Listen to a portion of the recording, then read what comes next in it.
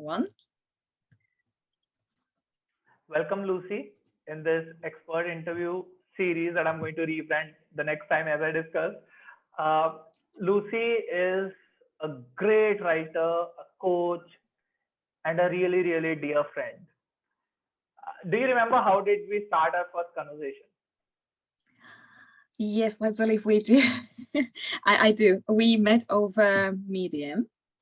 Yeah. And I think I read one of your articles, and now I can't remember whether it was you applying to write for my publication that I set up recently, but I think it might be it. Yeah? That was it, yeah. And I remember since the beginning, it was like a very deep conversation. I was so interested in your thoughts, and I was like, "Whoa, such an interesting mindset and the things you were discussing." And if I remember correctly, that article of yours was something about connecting with the feminine, even for a man, that there is a feminine side of us, the intuition, and how to align to it. And I was so impressed. Actually, it was, I think, the first time that I read a male author writing about such a deep subject that touches the feminine, the intuition. So I was impressed. You became my writer for the publication, and that's how we got to talk, right? Yeah. I don't remember the title of the article, but I definitely remember what you mentioned, that it was about balancing your masculine and feminine energies. Yeah. So, and yeah, immediately you connected. I don't know if I'm remembering correctly, but maybe you commented, or that's how I'm remembering the whole conversation. You commented that it feels like we have met in the previous birth or something. Yeah. And I remember then we started kind of reading each other's work, more and more of it, and we found even more connections.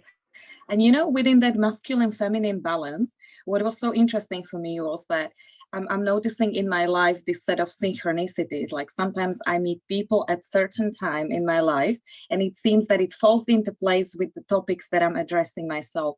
And when you wrote that article about feminine, masculine, and how to balance it exactly, that week I've done an assessment that looks at the feminine and masculine from Tony Robbins. So to me, that was like an amazing synchronicity. Tony Robbins brought the topic, and I started observing it more. And then I read this fascinating article of yours. So yeah, that was really interesting for me. And then all these connections. So that was cool. I don't remember who was it. Yeah, so it was Jennifer. She's out for life coach. She has been trained as a life coach and as a comedian. We had her on this interview series like 2 weeks ago. So she mentioned something about this Tony Robbins, and I've been studying online it for a bit now. How a lot of people don't agree with how Tony Robbins, portray the masculine feminine energy, particularly that topic. Yeah. Have you read about any controversies around that? But is this around the feminine and masculine? From Tony Robbins, not in journals, but particularly from About this topic, yes. So actually, I remember doing an assessment which was looking more deep into how we connect to each of those energies and how they interplay together. But at the time, I actually connected with the subject. But I started kind of studying it from different sources. So I would say that Tony was the first point of, the source of information at the time for me. But I myself, as a coach, as a person, I don't find Tony's ways of coaching, ways of expressing that resonant with me myself. So perhaps I wouldn't connect with him entirely on this subject as well, because interestingly, he talks about this balancing of energies, but his way of coaching, I find it super masculine in a way that it presents itself.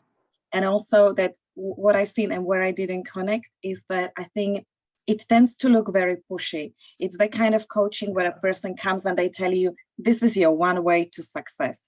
But actually what I believe true coaching is about is going back to the person. So if I'm coaching you, I would go back to you and ask you, what do you think your way to your success would be? Because we are eventually the ones to design it for ourselves. And this masculine principle, I'm just reading one book about it, which is great, also touches base on a subject. And it says that, the masculine all over the centuries, the way that the energy was kind of presenting, it was more aggressive, and it leads to dominance.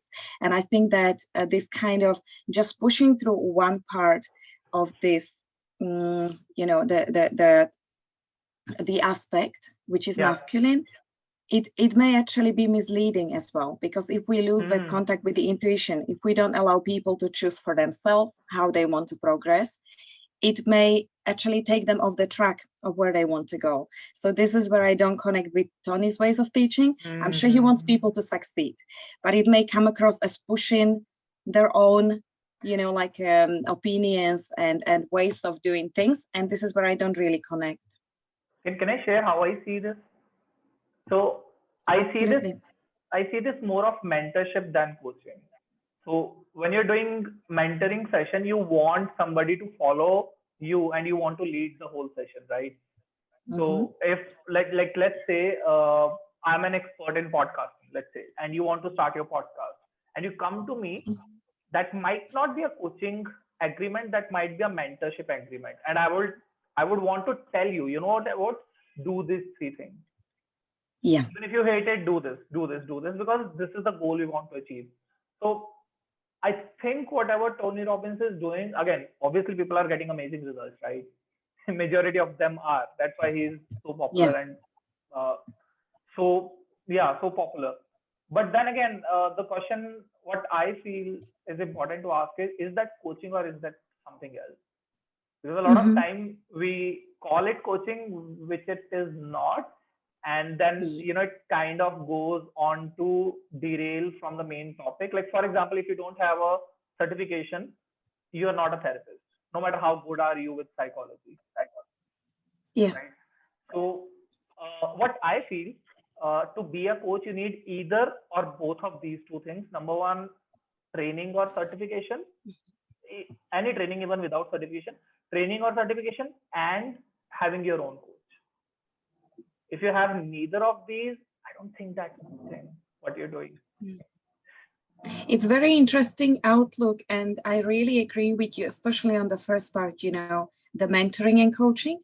They are really different principles, and this is what I do in my professional life. So on part of the things, I've been a coach.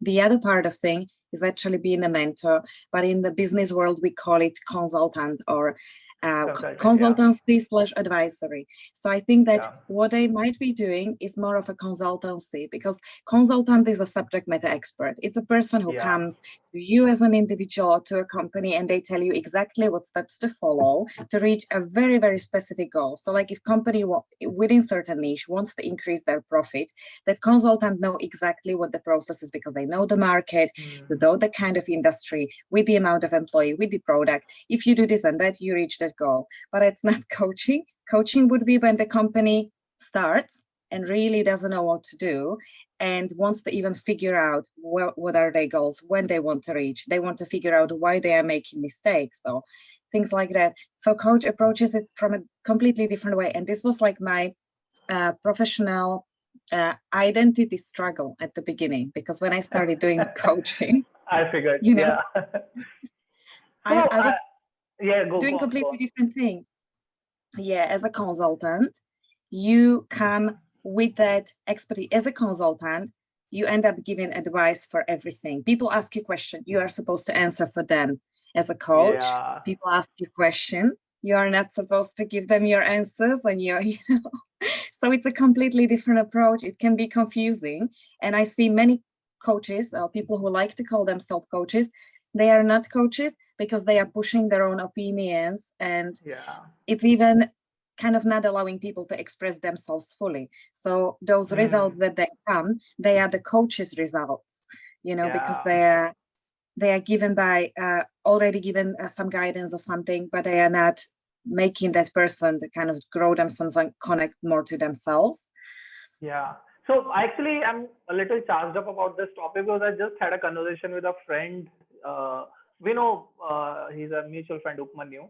So I was explaining to him how coaching and mentorship and consulting is different.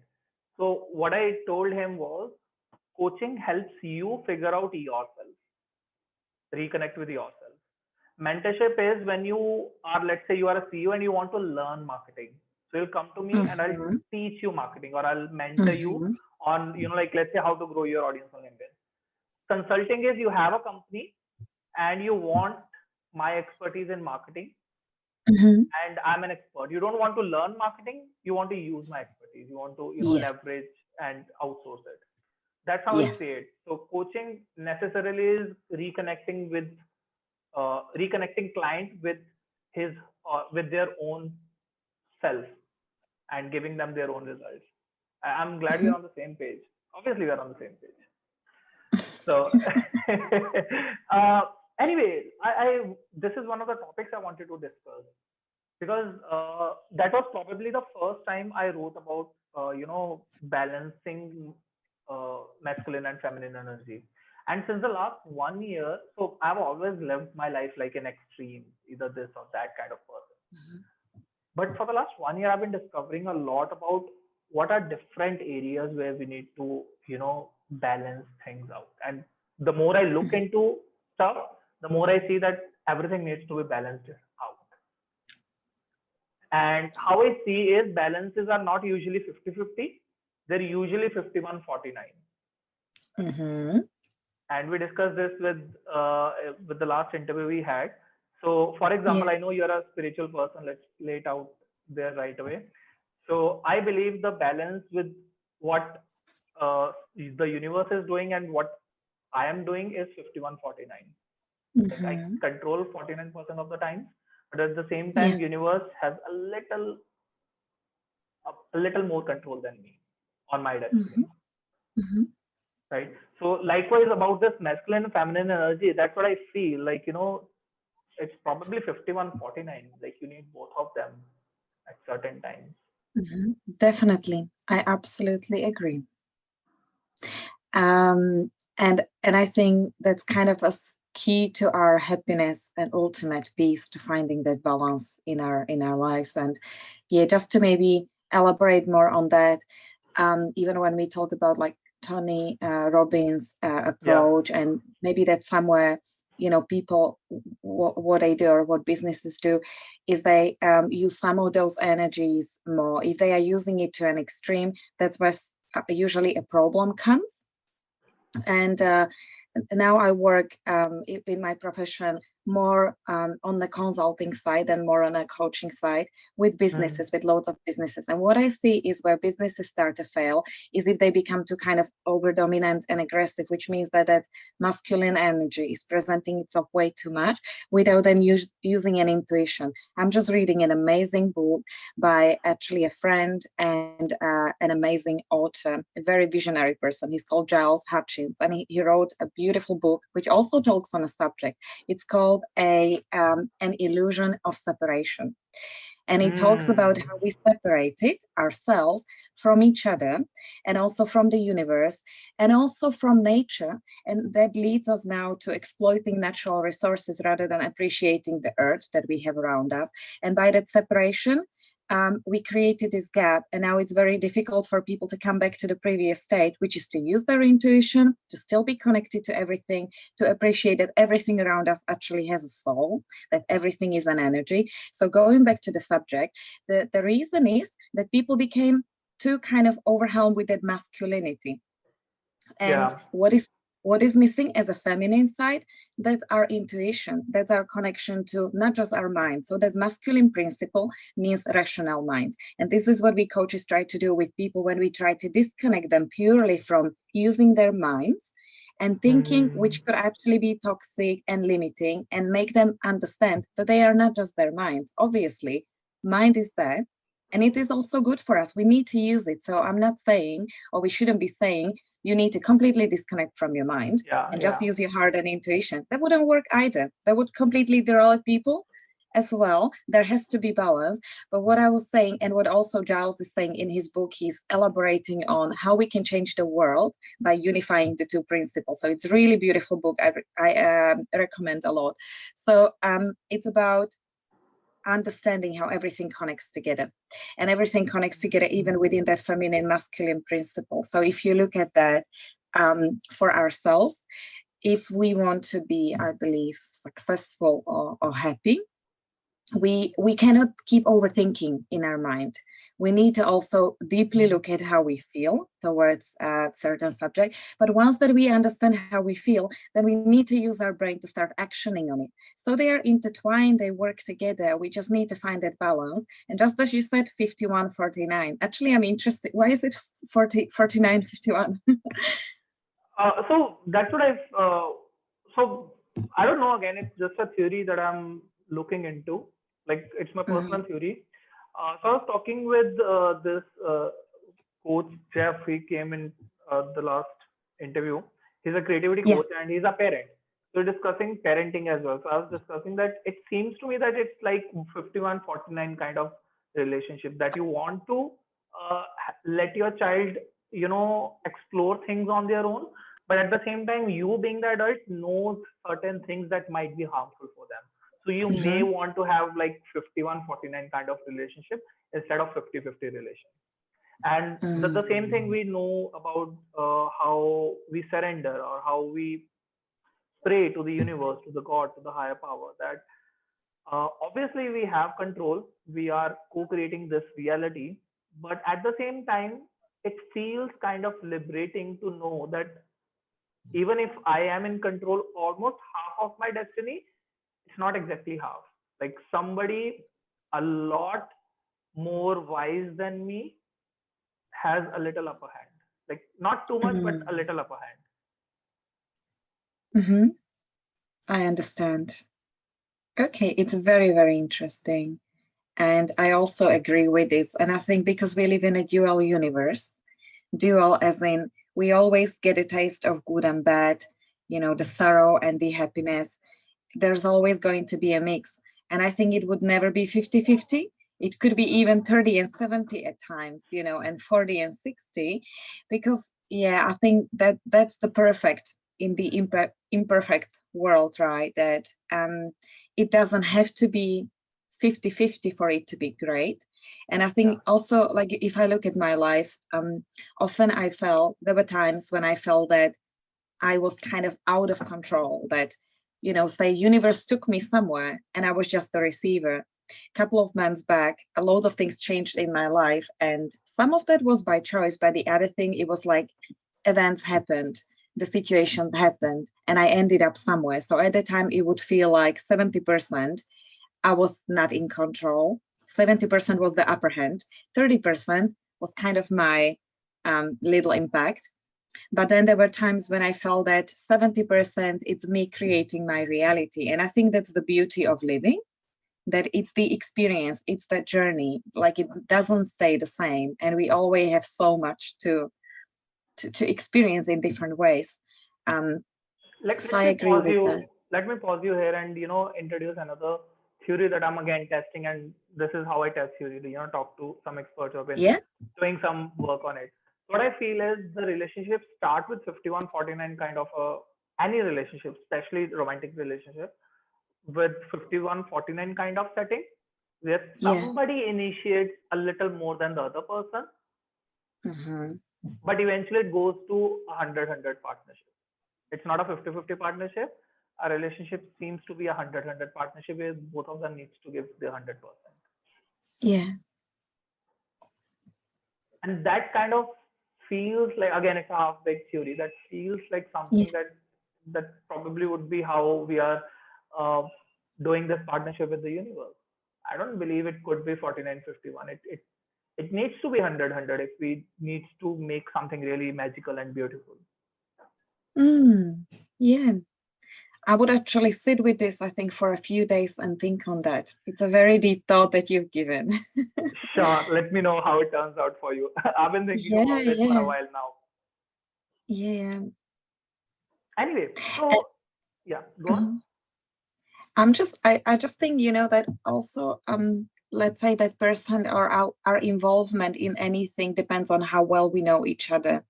And I think the more powerful that experience becomes then. So, for instance, I can give you an example of two people. So in one scenario, it's me who I'm living my life, and I think that I'm living it to the fullest, but still I don't know who I am. So I don't have a sense of identity. And also there was my past where I used to think that I was not worth enough of certain things, certain experiences, and I felt really limited within myself. And these are the things that I worked on later on. So maybe at the point, my kind of power level, the energy that I was emitting to the universe, it might have been somewhere around 30% of my capacity. Okay.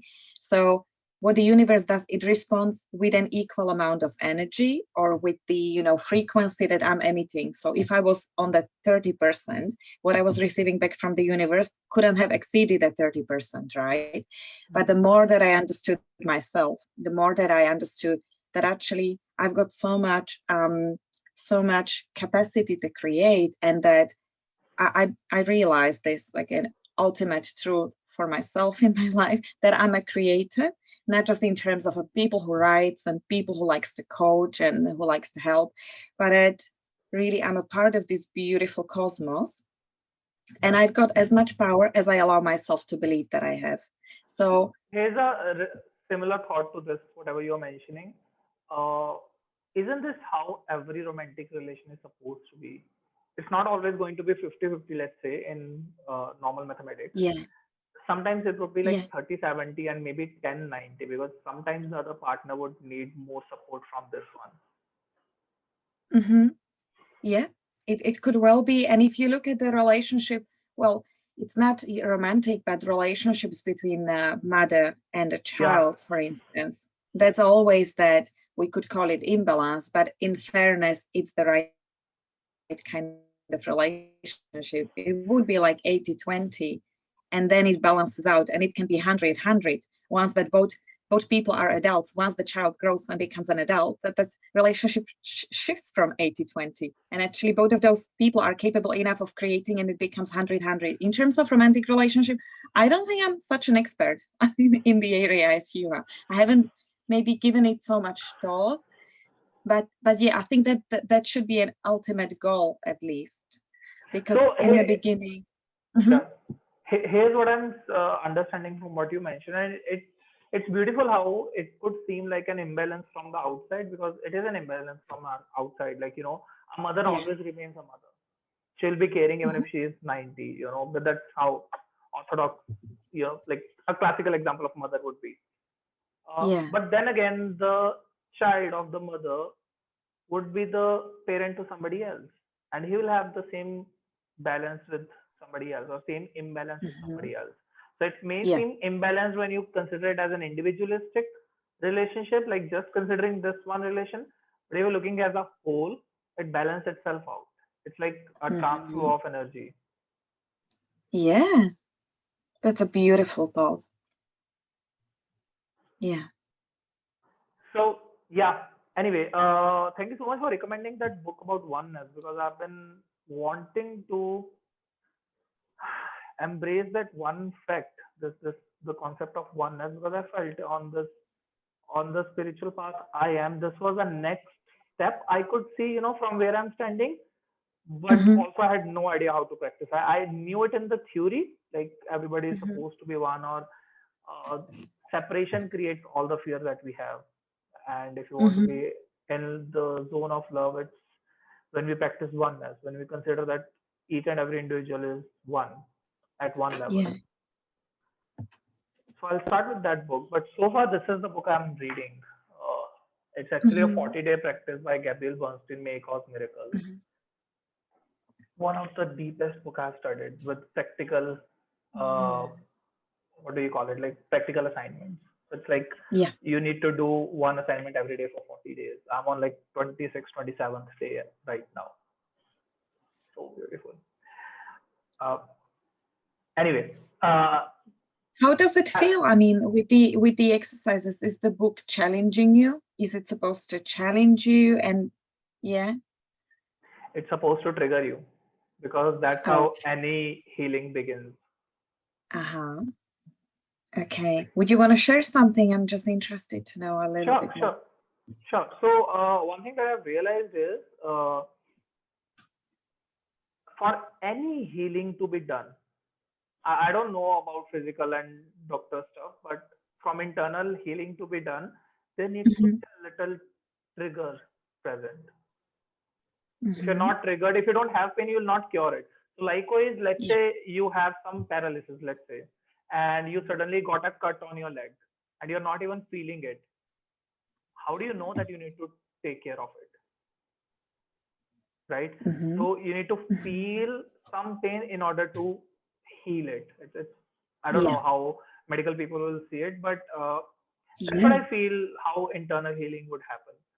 So this Mm-hmm. book uh, could be a really bad influence on someone who is not ready to do the work. So I Mm-hmm. would definitely not recommend it to someone who is just starting their journey on spirituality or healing process, because Uh-huh. they wouldn't know what to do with so many different. So what it basically happens is when you look deep inside, you see how flawed you are, or Yeah. how cruel your past has been to others, to yourself, doesn't really matter. But when you look at it with Mm-hmm. a lens that how unkind you have been in your past, uh, Mm-hmm. it could be a lot triggering. Yeah. It So takes the capacity for us to have compassion with ourselves, which previously we had to train, isn't it? I think that when most people start their spiritual journeys, they are awakening of the fact of who all they are. And mostly it starts with us feeling so amazed by who we are and who we can be.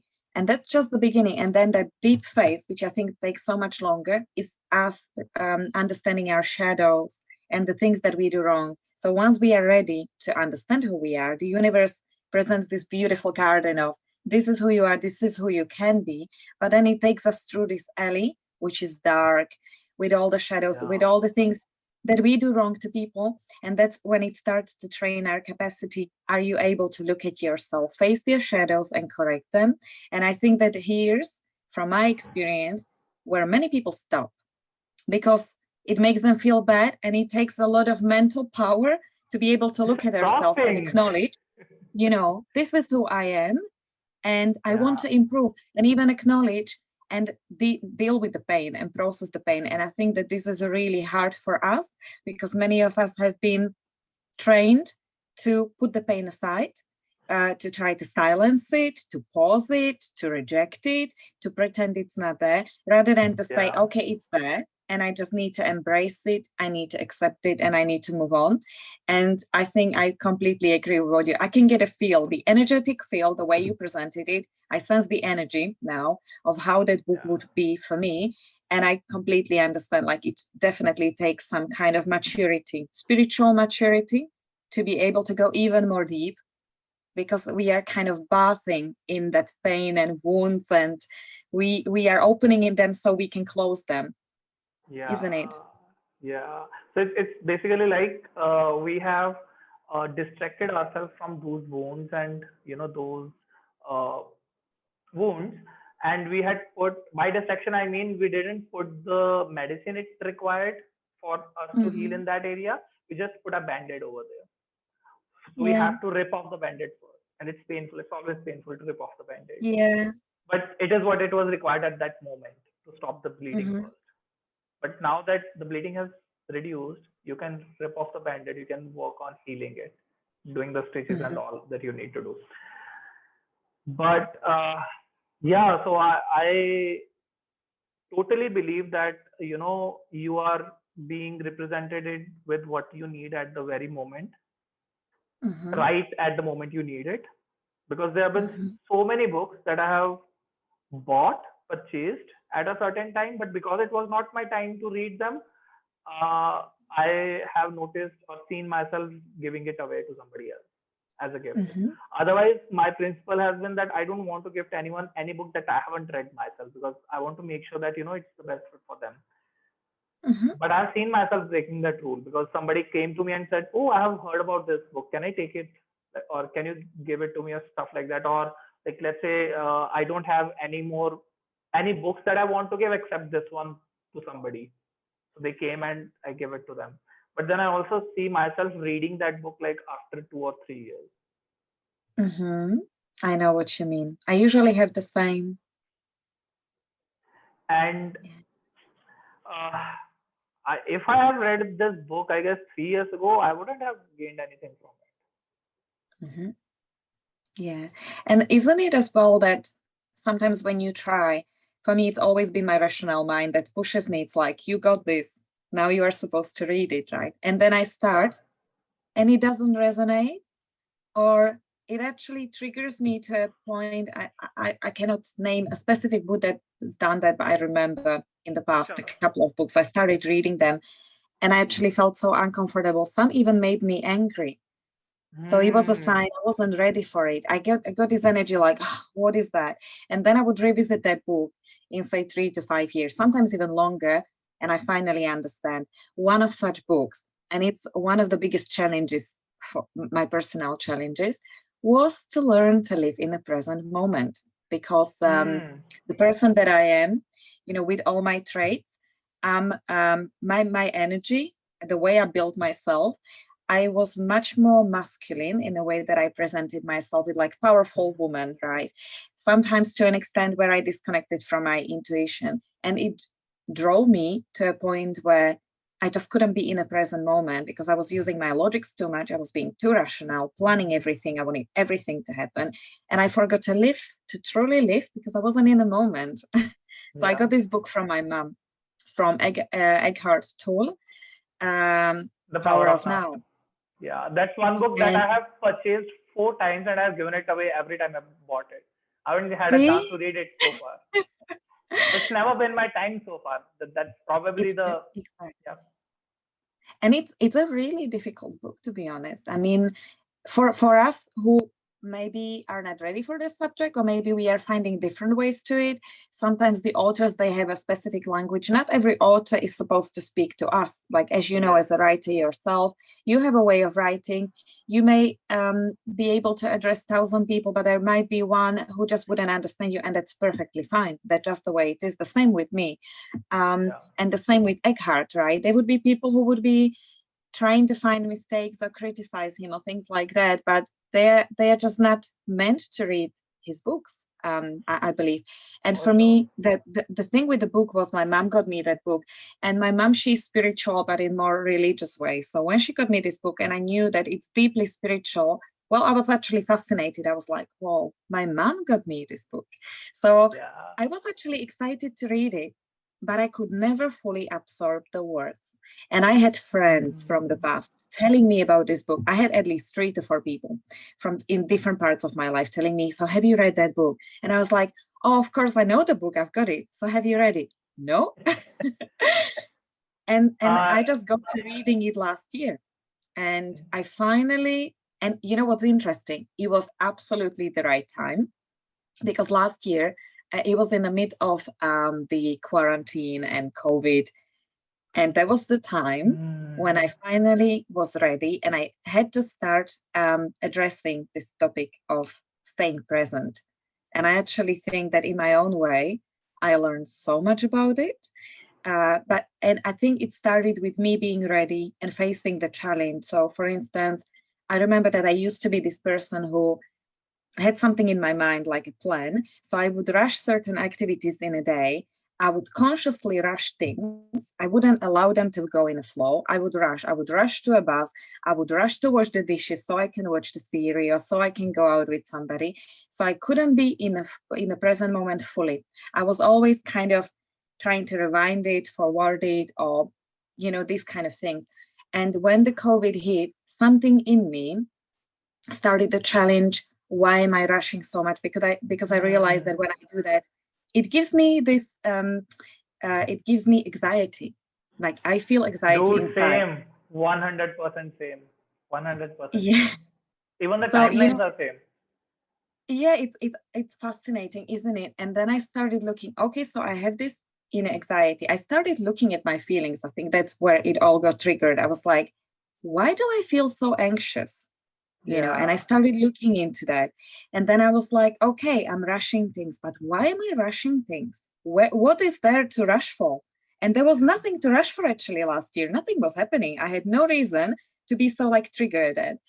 And then I was like, so why are you rushing? Once I found myself washing dishes, and it's not something that I disliked, or it was actually an activity that was okay for me. But I had this tendency to quickly do that. And maybe that also meant not doing it properly. And then I started having this inner conversation with myself, like, well, why to rush this? Like, just try to be there. And that was my first experience of not trying to rush the present moment. And you know what? The ultimate learning is that I found even washing dishes such a beautiful time spent with myself, like in silence with the things. And I understood that by doing that and staying present, we are actually giving respect to everything that there is. So whatever we do, whether we just write an email or whether we just look up down in the nature or on a valley, or we are listening to somebody with our full presence, even if what they are sharing it doesn't make us ecstatic, let's say, even if it's just being there, that means we are giving respect to everything that there is. And if we are forwarding the moments or thinking back of a past while we are in a present moment, we are disrespecting that reality around us. And that was the ultimate change for me, because I realized that there really is no reason to rush.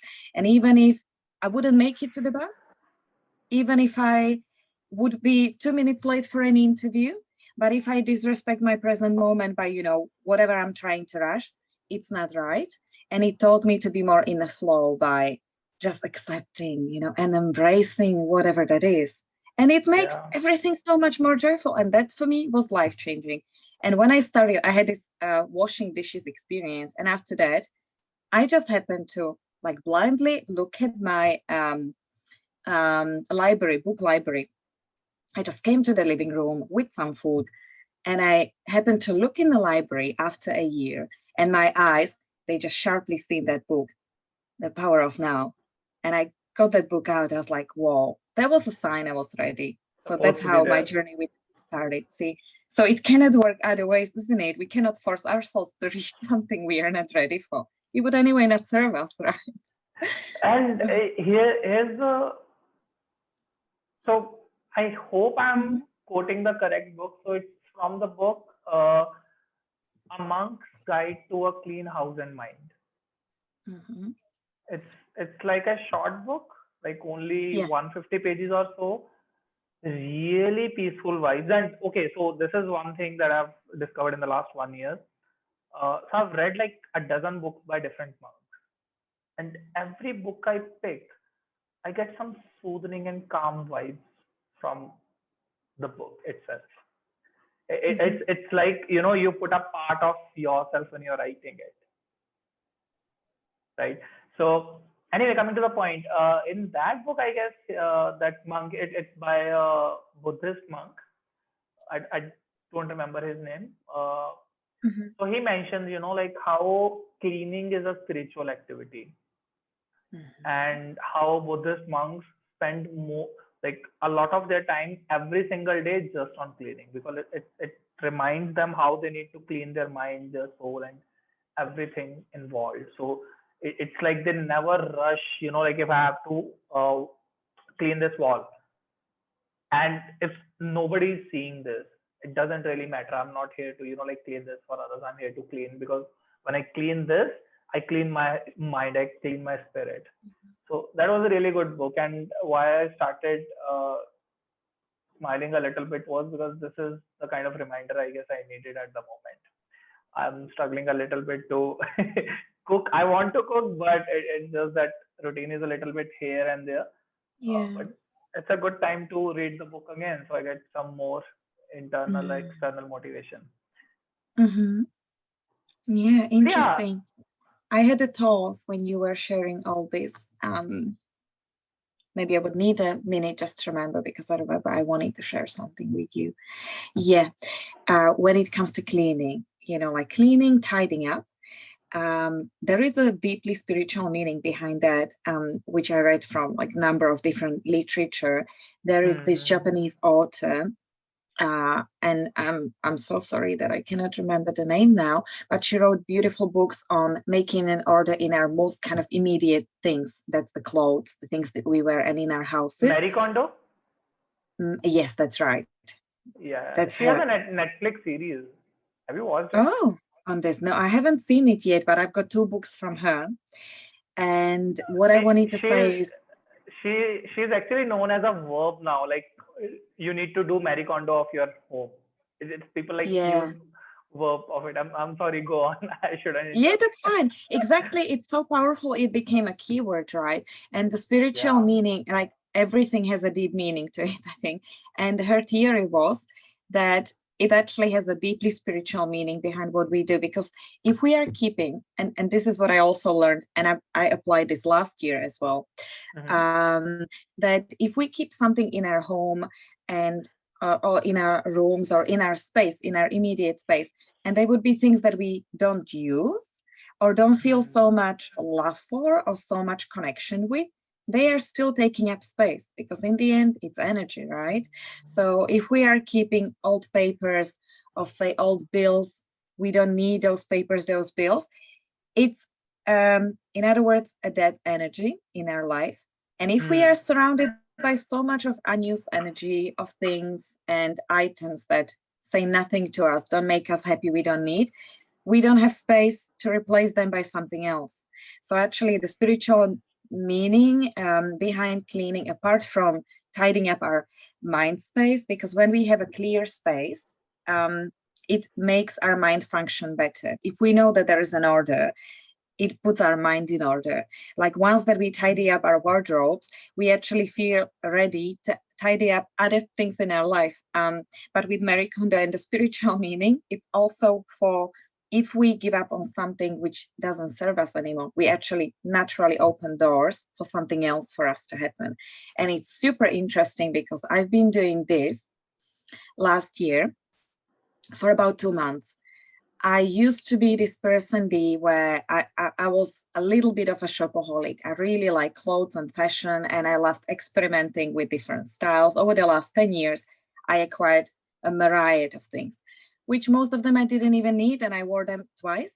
And I liked them, but it wasn't me anymore. So last year, I gathered them all, and I went through a process of how does that make me feel? So I held each of those things close to me, and obviously I knew whether I like them, whether I want them or no. So I was able to, identify and give up nicely with kind of sharing a love with the things which I didn't want anymore and saying thank you to them for serving me for as long as they did. And then, Yeah. being able to give them away, but for a different purpose. Maybe they could serve somebody else. So I've given some clothes to charity, some items to charity, it was from like clothes recycling, etc. And some were Mm-hmm. also household items, decorations, arts. So when I cleared that space, from that time up until now, which is like 6 months, my life has actually transformed. And I can only say that majority of things around me are new now, like new energy, new people, new experiences. And I was stuck in a cycle of something for the last 7 years before, where it felt like I just couldn't get out of that treadmill.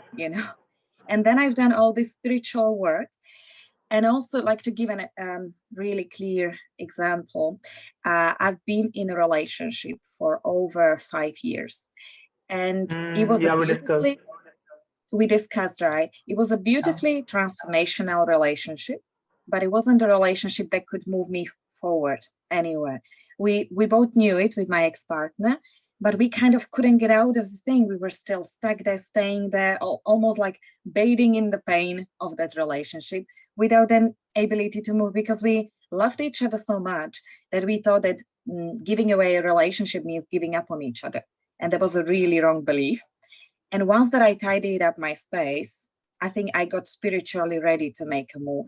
So actually, I'm not in Mm. that relationship anymore. But beyond what happened is that my life has transformed so much. I think that it helped me to remove some of other beliefs as well. Because when I seen that Mm. this was possible and I created that space, I started inviting different people in my life. I got an amazing business opportunity. I believe, like for me, I call it Yeah. business opportunity of a century, because a year back, I would have never thought that something like that was possible. But I Mm. manifested something so beautiful that I feel like my life is completely transformed. It's less than a year's time. And I think it was all triggered by being present and also creating that space for something new to happen and being, ready to face it. And I think that when we clear out, obviously it's so transformational, so many things happen. So for me, by creating that space, I think that it was also what happens. I'm thinking of it as I speak. Yeah. is that when you are able to identify with your like items, like, do I want this hair brush? Do I want this perfume? Do I want this mug? And we make a decision, yes or no. We are clear on that. I think it helps us to be clear on so many more other things. Yeah. Being Just like decisive. relationships, the jobs, you know, the whatever we do. And it just gives us clarity and self-confidence. And that triggers other things to happen, because more self-confidence and belief in ourselves we have, the more we are capable to the greater things, right? Mm-hmm. So it all is intertwined. Does that kind of Yeah, resonate with you? totally, 100%. So one thing that I have done is I've written a really short ebook, like 3,000 words of ebook, 1.5 years ago, November Yeah. 2019. And the topic was Burn Them Down, the art of forgiveness. And so I was reading this book, that was the inspiration, A Monk's Guide to Clean House and Mind. And he mentions that just start cleaning your floors, your washroom tiles, and everything, and you will forgive the person who is hurting you even now. It's really that simple. You don't need to pray, meditate, don't do anything like that. Just start cleaning your stuff. Clean your, I don't know, like that's what I started. I started cleaning my washroom every day. Every day I go to bath, I'll wash my washroom floor for like 10-15 minutes or something like that. And that did something inside of me. That did something inside. I was on a really closed, path at that moment. Path as in I had closed myself because I had been hurt a lot of times. Uh, I didn't open up, right away. If I would have followed this book for a longer time, I would have, maybe, I don't know. But the first step that this practice did to me was it helped me calm down. It helps me relax. So even if I was not ready to, let the love in again, I was at least ready to stop hurting, to stop, feeling pain. So, and I believe that's what forgiveness is mostly about. It's a really debatable topic online, because I talk a lot about forgiveness, and I see forgiveness as a really essential part in anything that we do. And the people have same question, like, she did this to me, how do I forgive her? And what is also interesting, if I can jump in, can I jump in for a moment? Please. With forgiveness, right? If we are keeping that feeling of feeling hurt or still replaying something from the past, we are again keeping a dead energy with ourselves. In an energy perspective, it's something which doesn't really serve us, because the question is, does it make you feel good or bad?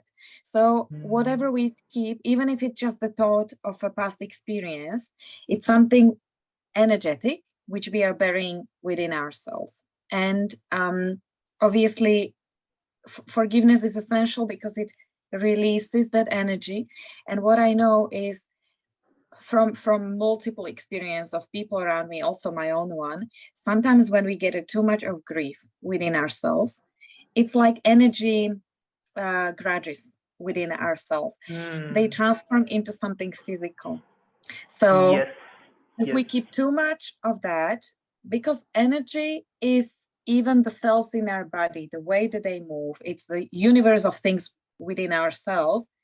And the food that we eat, that's the energy. And that energy transforms into enzymes and energy for us to move. So energy is not just something magical, it's super tangible if we just look at our human biology. So if we look at emotions, they are energy. And there's been tests made on how those emotions even look like. Water has an energy of itself, right? But back to the point, if we keep these grudges within ourselves, slowly and slowly, if we are even processing them regularly, thinking back of the past, and we are re-experiencing that pain. An interesting part about re-experiencing the pain is our mind has this fabulous, really bad capacity of making something which happened look and feel even worse. So every experience that we had, once we replay it back, we make it feel for ourselves even worse than it's been. So it's like we are making something happen to ourselves without it happening, but we are hurting ourselves. But the fact is that the thing isn't even real. And if we also look what we do with the future, sometimes we have worries and the thing we worry about, like I'm not going to pass an exam, or I'm not going to get that job, or the person's going to reject me, we create a scenario, and in our mind we are already hurting. But has the thing happened? No. Which means that we are wasting the capacity of this beautiful mind to think something which is hurting us, while that may never even happen. So if we are replaying these things from the past, we are making it stronger. So the more energy grudges is building around that thing.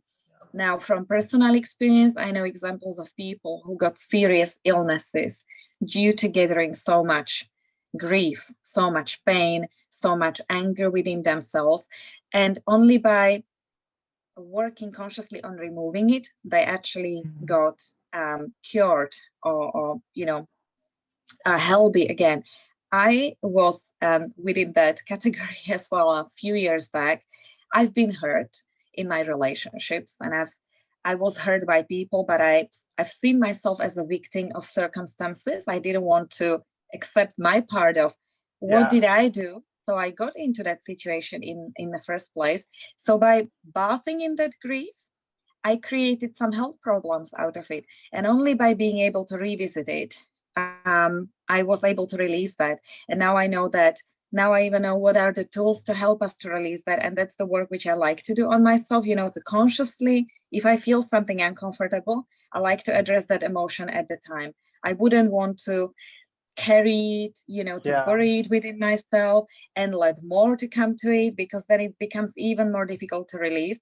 So my practice now to deal with emotions is always like when I go through something painful, I like to address that emotion at the time, even if it sometimes means me having to take deep breaths during the workday, or take some extra time off my desk, just so I process things at the time. Because I know that if I paused it, and if I kept it on hold, and if I don't allow myself to process it when it's happening, it just creates something bigger.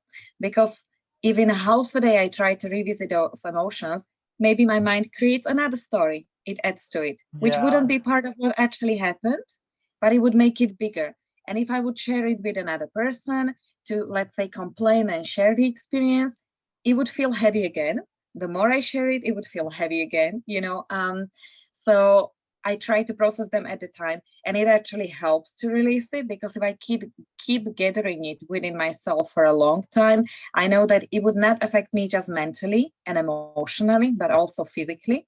So this is, again, this practice where forgiveness is an act of not just, freeing ourselves mentally and emotionally, but I think also physically of the energy grudge. So here's a public service announcement from my side. If you haven't done any of the deep emotional work, this might not seem as easy for you. When Lucy is saying something that, she immediately do that kind of a work, it's because she has done it again and again and again over the years, right? When you're doing it for the first time or the second, third time, it's going to be a little tough. But as you continue doing it, the work, obviously, forgiving someone is always going to be hard, but the process becomes a little easier. Likewise, your first gym session is going to be super hard.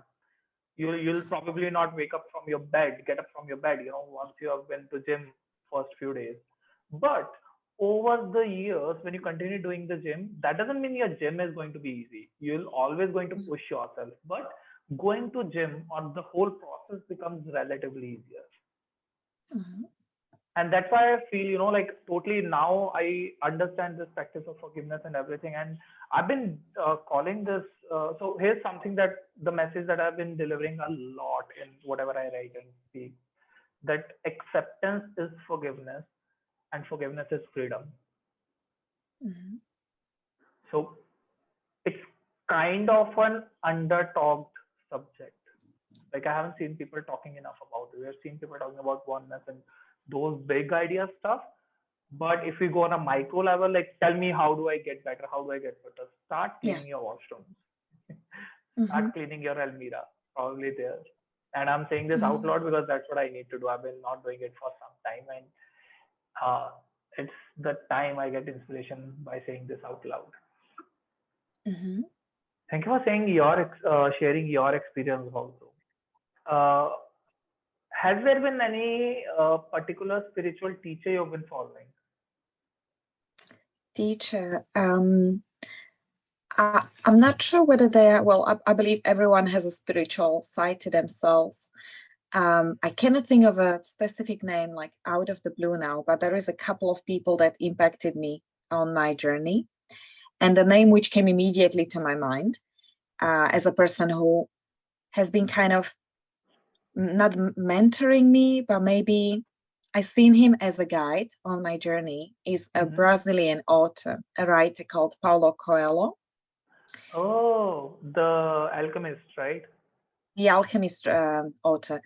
Yeah, Yes, yeah, yeah. so his personal story really inspired me, and it's one of those things, you know, like as we talk with the books, you read a book and it resonates with you. You don't even know why, but you connect with the energy. And Paulo, he had a deeply healing effect on me. So, Okay. and there might be other authors, but this name came to mind. So I'm going with the flow and sharing this experience. So I think I started reading him when I was 15. Now I'm over 30 and I'm still reading Paulo Coelho. I still feel the resonance. And I remember the first book that I read was The Alchemist, but I connected with the energy of the book much more than anything else. And it made me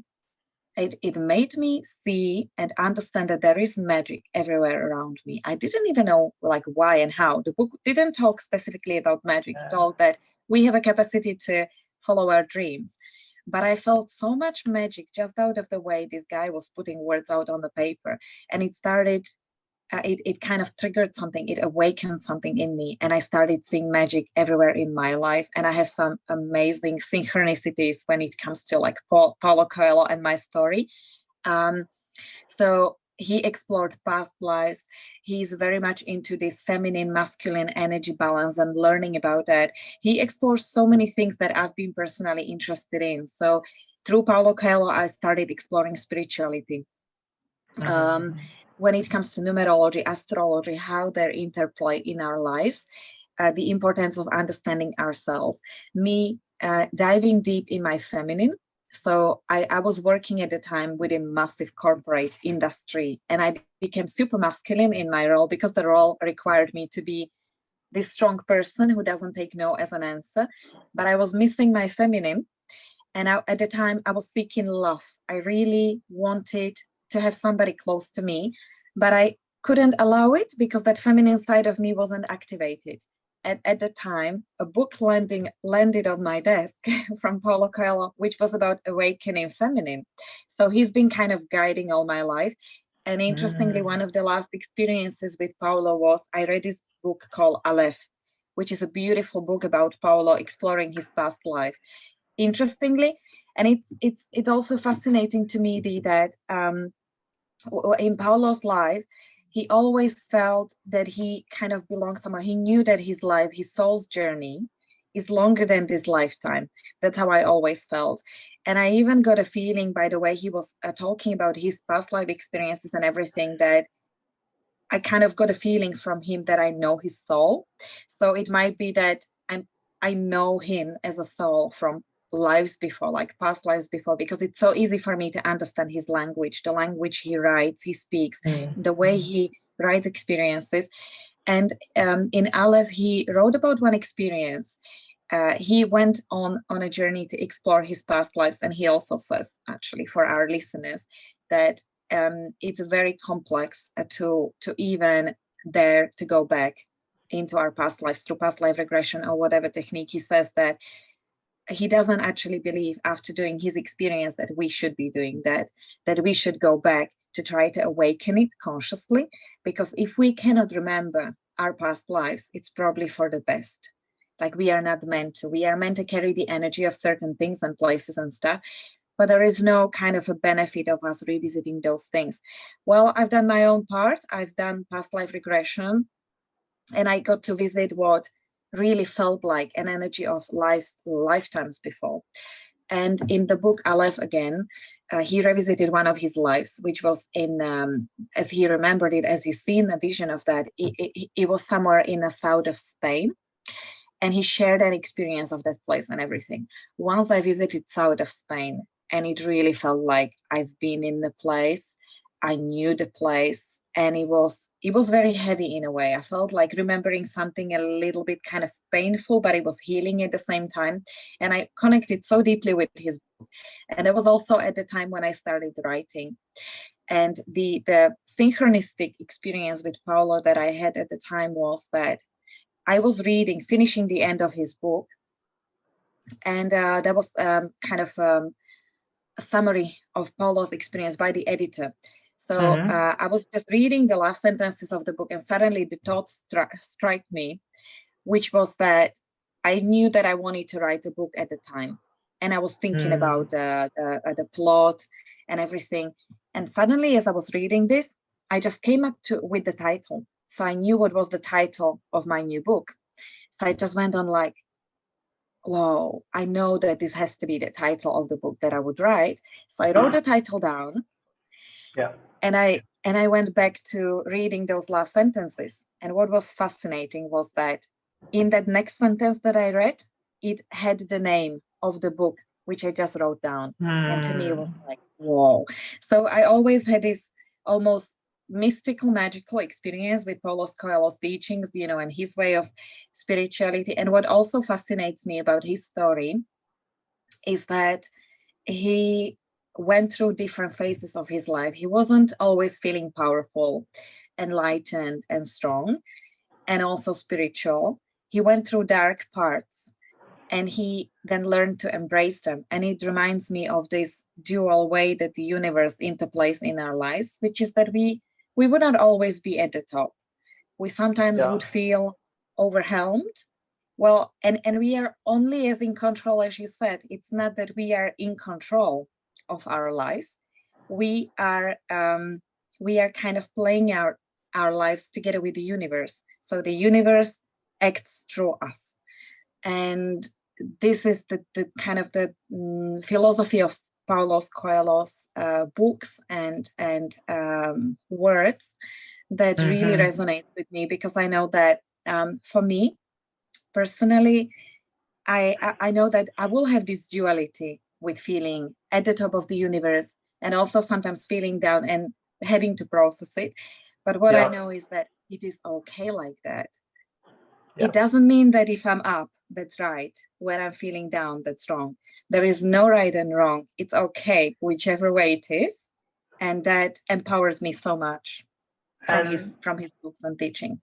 Yeah, the one affirmation that I've recently been practicing a lot in the same context is that I'm perfectly where I'm supposed to be at this very moment. Mm-hmm. And so here's my story a little bit. So curiosity is one of my topmost values. I love being curious about different subjects, and particularly in the past few months or years, I've been curious about the things that people usually cannot explain, but they can only experience. Like, for example, I turned vegan 2 years ago, and before that, for 1.5 years, I was I was vegetarian. Before that, I have been a non-vegetarian person. I have experienced in myself how turning vegan changed so many qualities inside of me. I cannot explain it. I can try. I can tell you, I have seen me becoming more kind, compassionate, reconnecting with myself, and being less fearful, less egoistic. I can try and use those labels to explain it to you. Try and explain it to you, like this is the transformations I've been through. But I don't think I could totally explain it to you. But if you do the same, I'm totally sure you'll experience it in your way, right? So certain things that you cannot truly explain, but you can only experience. For example, the spirituality part. I don't think we can do justice in explaining this part. We can discuss it. We can try to, put some labels and thoughts on it. But I do not believe for a second that we can actually explain it as well as we can experience it. Yeah, the experience is a completely different, and I absolutely understand. It's like when you see it and when you feel it for yourself, no words can describe that feeling unless you get a taste of it yourself, and that's only through experience. So the next Yeah. point you have made me curious about is tell me more about that past life experience. What was it? The past life experience. You would like me to tell you more about it? That's what you said? Yeah, yeah, yeah, yeah. Okay, this was, I think, in 2016. Okay. Um, I don't even know what triggered me, to be honest, to have an experience of this kind. I think it was more curiosity than me dealing with specific problem. And I know that Mm-hmm.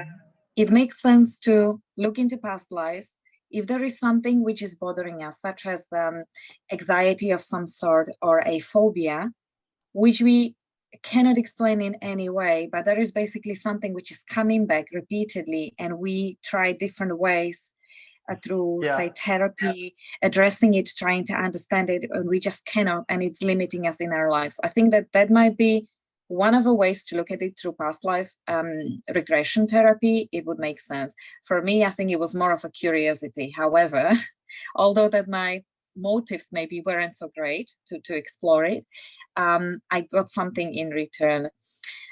So I have a friend, and she is a therapist, a past life regression therapist. She also studied shamanism, which means that she's very spiritual in a way that she perceives things, a very compassionate person. So she was a person I trusted, and that's why I chose to kind of go to her. And for me, it was about an experience. I wanted to see how far can I go, and also I think I was testing the fact that there are so many unexplainable things for myself, like through my journey. I remember when I moved to UK, well, I'm not from UK, and I moved to London, and I started meeting certain groups of people. I really resonate with, let's say, Indian culture. And I ate Mm. Indian foods, I spoken with Indians, I heard Hindi, and it felt like home.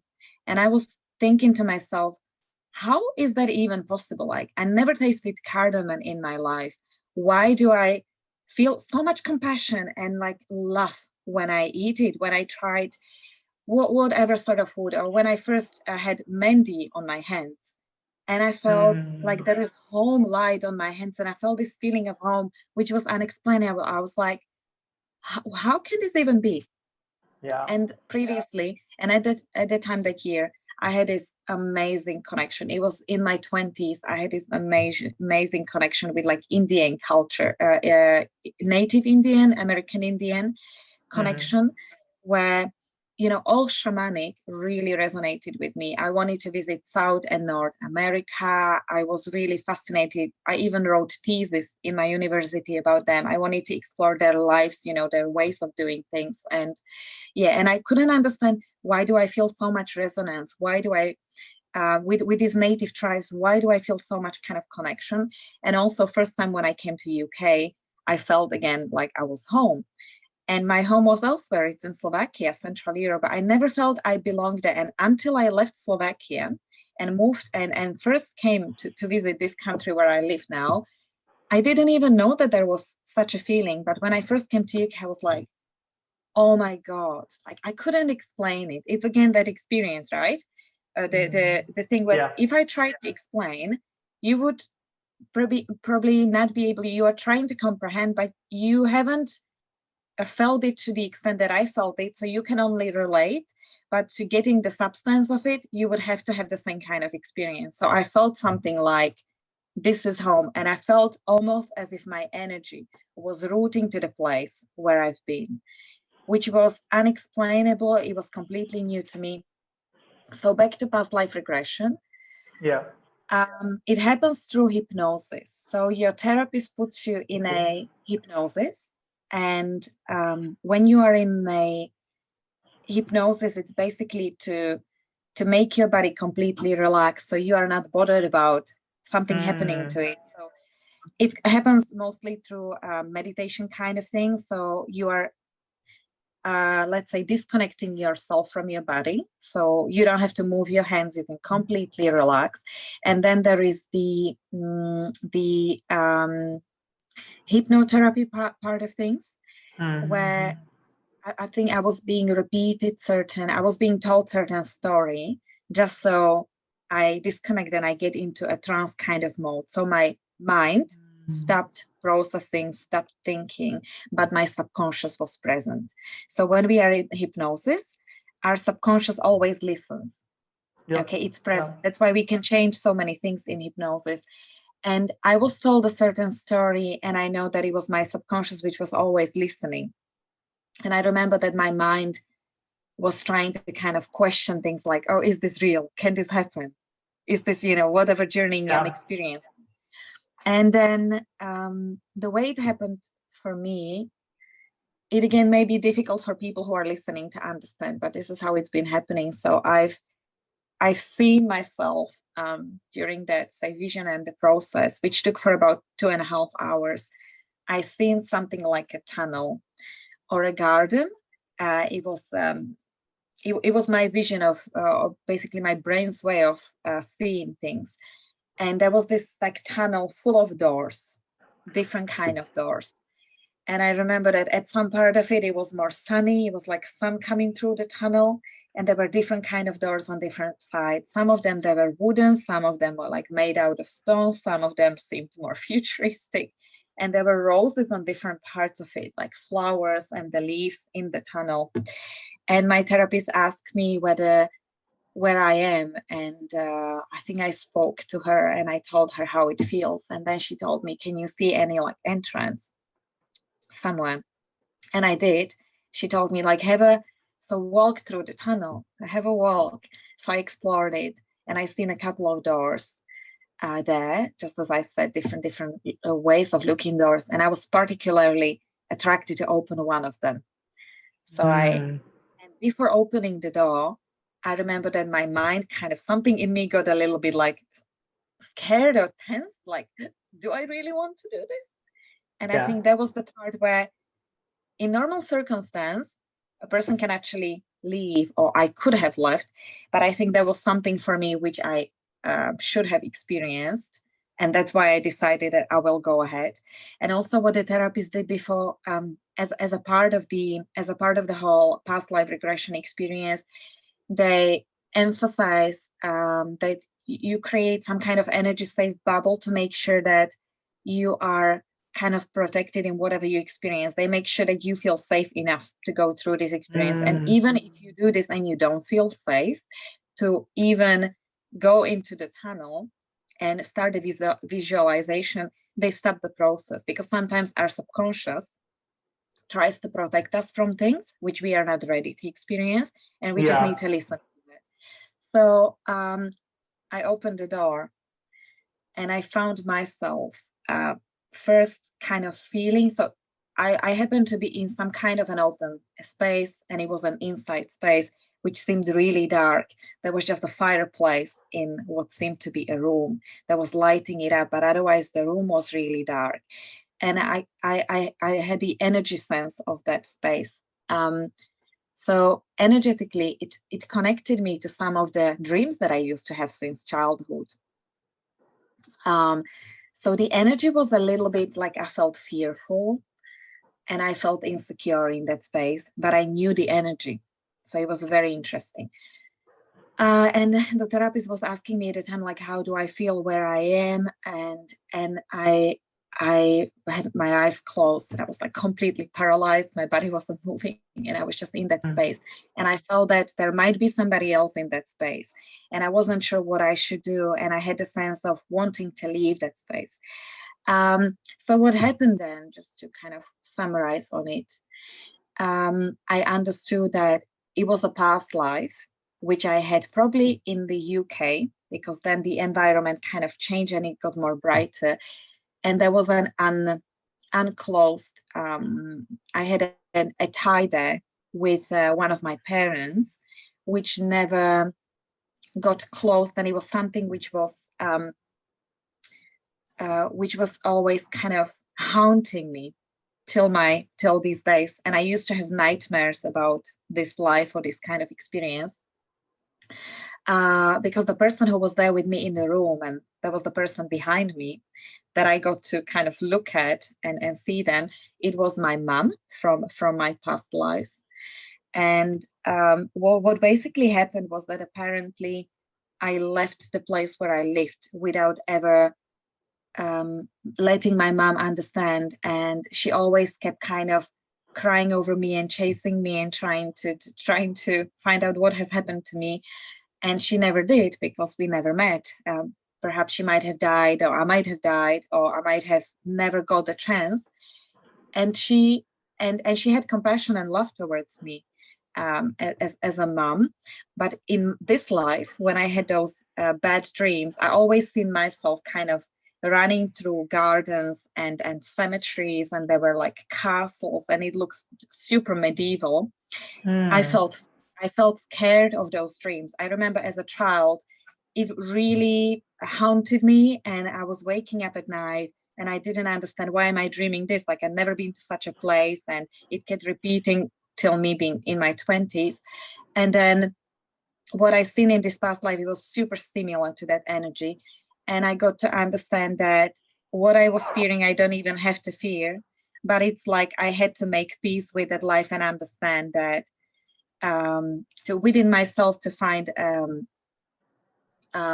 like an acceptance of whatever has happened, and also to so within that vision, what I've done is it took for about an hour, the whole experience, so it's hard to kind of summarize in a few words, but I made an agreement with the person over there, and I showed compassion to her, so I was able to face that environment and experience. And I looked at the person who was hiding close to the fireplace, and I realized that it wasn't like a ghost or somebody bad hunting me, but it was my mother, a person who loved me and who was just looking for understanding.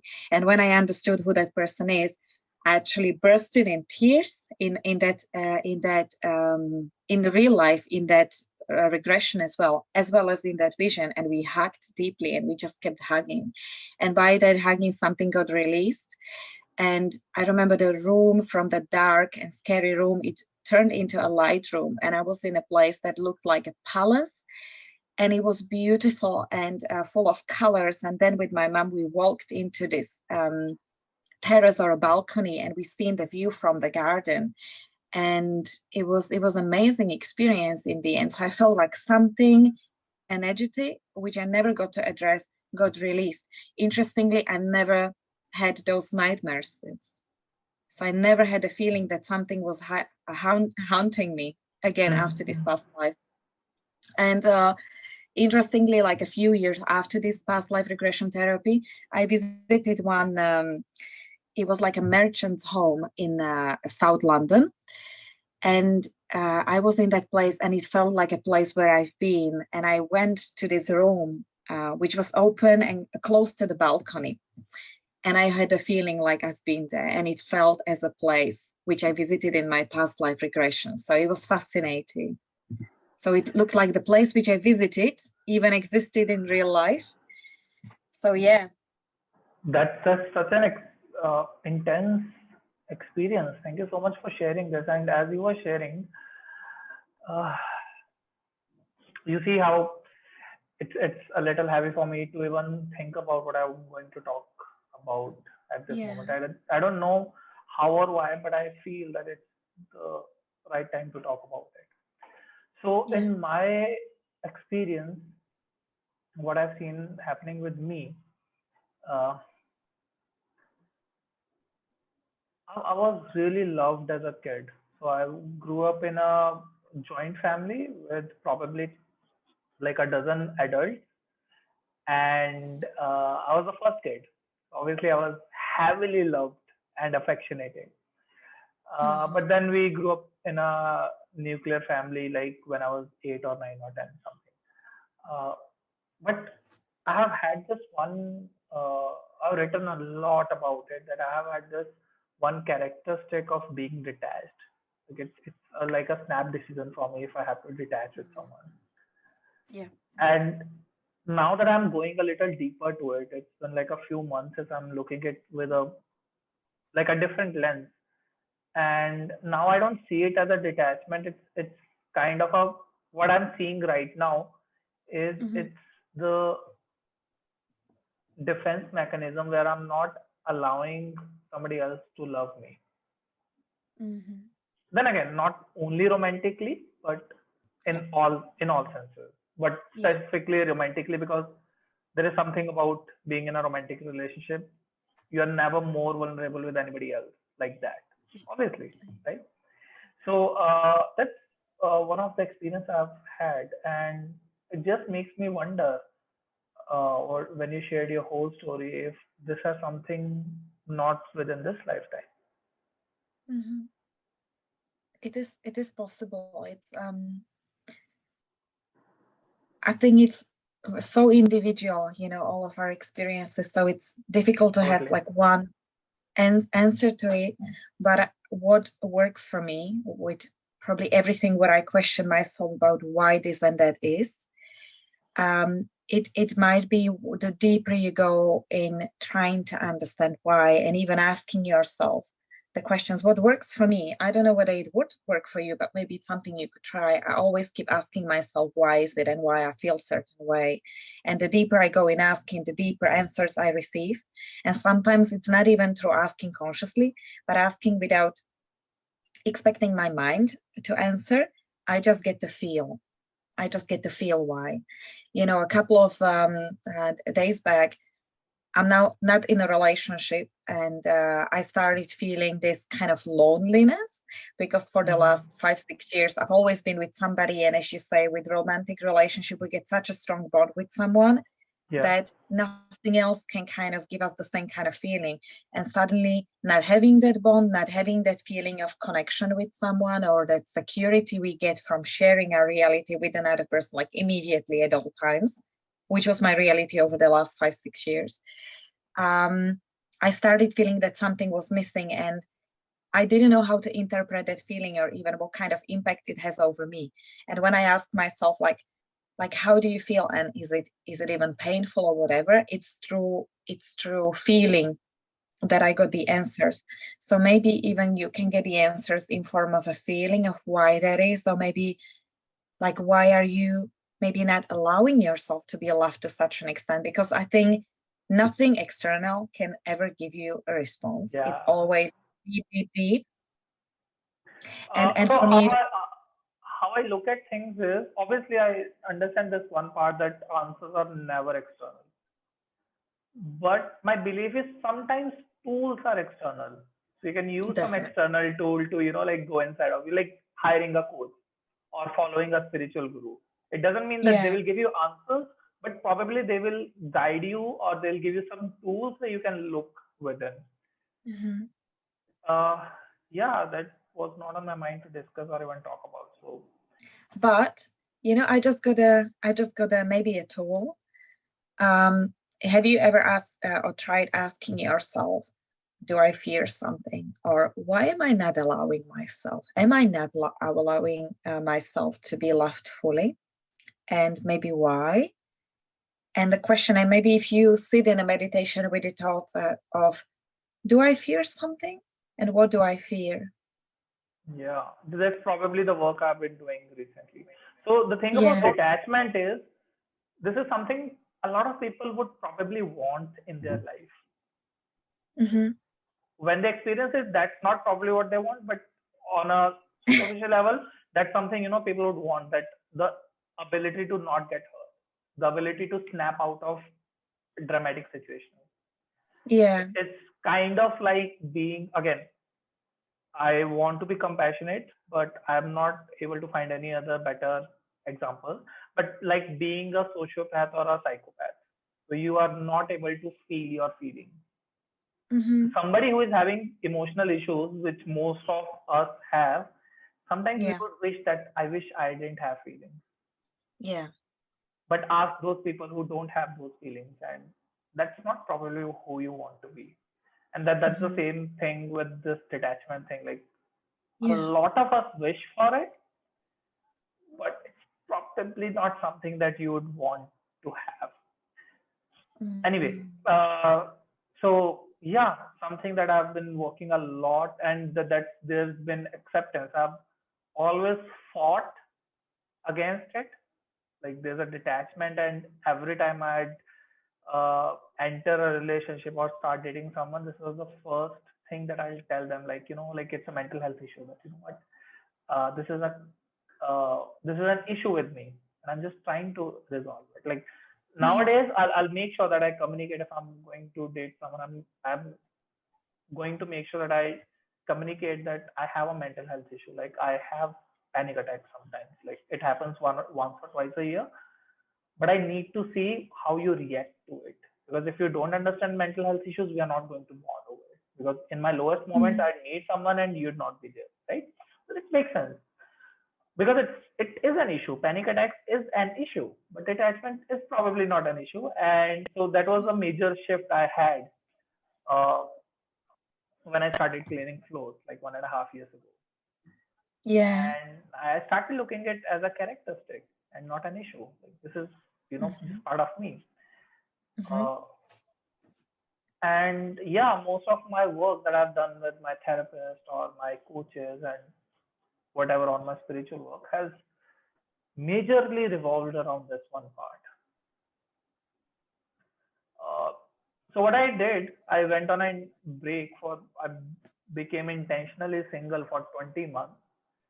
And recently, like 2 3 months ago, I was again working with a coach, and she helped me reconnect with this, inner part of me, that maybe it's not detachment, maybe it's just me being afraid of, letting somebody in. So then I made this decision that, what, let me try it again. Let me be curious in it and see what happens, because in the last 1.5 year, 2 years, I've had enough experience. I've done a lot of deep emotional work, and I know certain things where I get triggered, or some areas where I get desperate and all that stuff. So let me see how it goes for now. And because any which way I feel, if I am staying still, I might not be able to resolve it. But if I start action like a little bit somewhere down the road, I'll understand it a little better, and maybe then I'll be able to work on it. Yeah. That's where I've been. Yeah, I also believe, so one of the biggest personal shifts within me, with an understanding of myself and my identity, it happened through me experiencing relationships. I think we feel so much at peace. We can feel so much at peace when we are just with ourselves. Like when I'm single, I've always felt so much in power, but at the same time, it's not possible for me to do so much deep inner work unless I am with somebody else, because I don't get that mirror of seeing myself through another person. And not so many triggers that only come through the romantic relationships, they don't happen because I'm not in those relationships. So I faced the biggest shadows of mine when I was in a relationship, because there was somebody to mirror those shadows to me. And thanks to them, that's, I think, also being in a relationship, it's a big decision, because we are allowing ourselves, we are accepting that we are going to be facing our shadows and, going into those triggers, and that we are willing to do that. Obviously, being in love, it's one of the most amazing, if not the amazing feeling in the world for ourselves personally.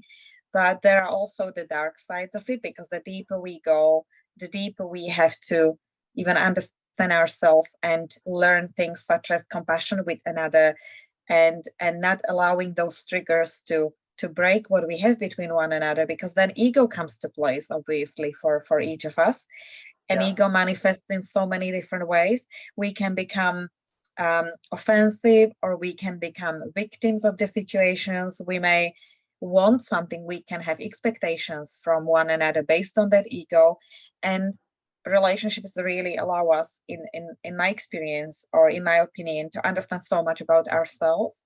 But we need to be willing to face that, because for many people, relationships also become a tool to escape themselves. There are people who like to go in a relationship just so they don't have to feel lonely, or face loneliness, or face a lack of self-worth.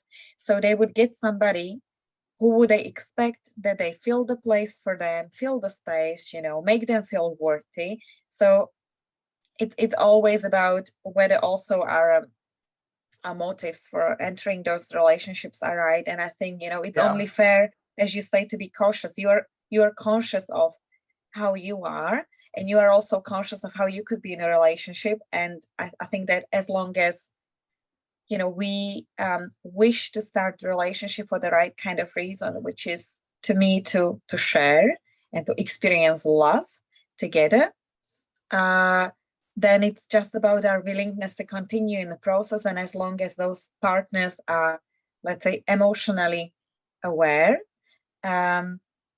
it is a beautiful bond to have. But for a beautiful, loving bond, I think there has to be two people, and they need to both be on the same page, at least in their motives for entering that relationship. In the past relationships that I had, and why they didn't work and why they, I would say, couldn't survive, it was because I joined that relationship for wrong reasons. Like, my reason for the past relationship, getting in that relationship, was because I felt lonely and I wanted to be with somebody.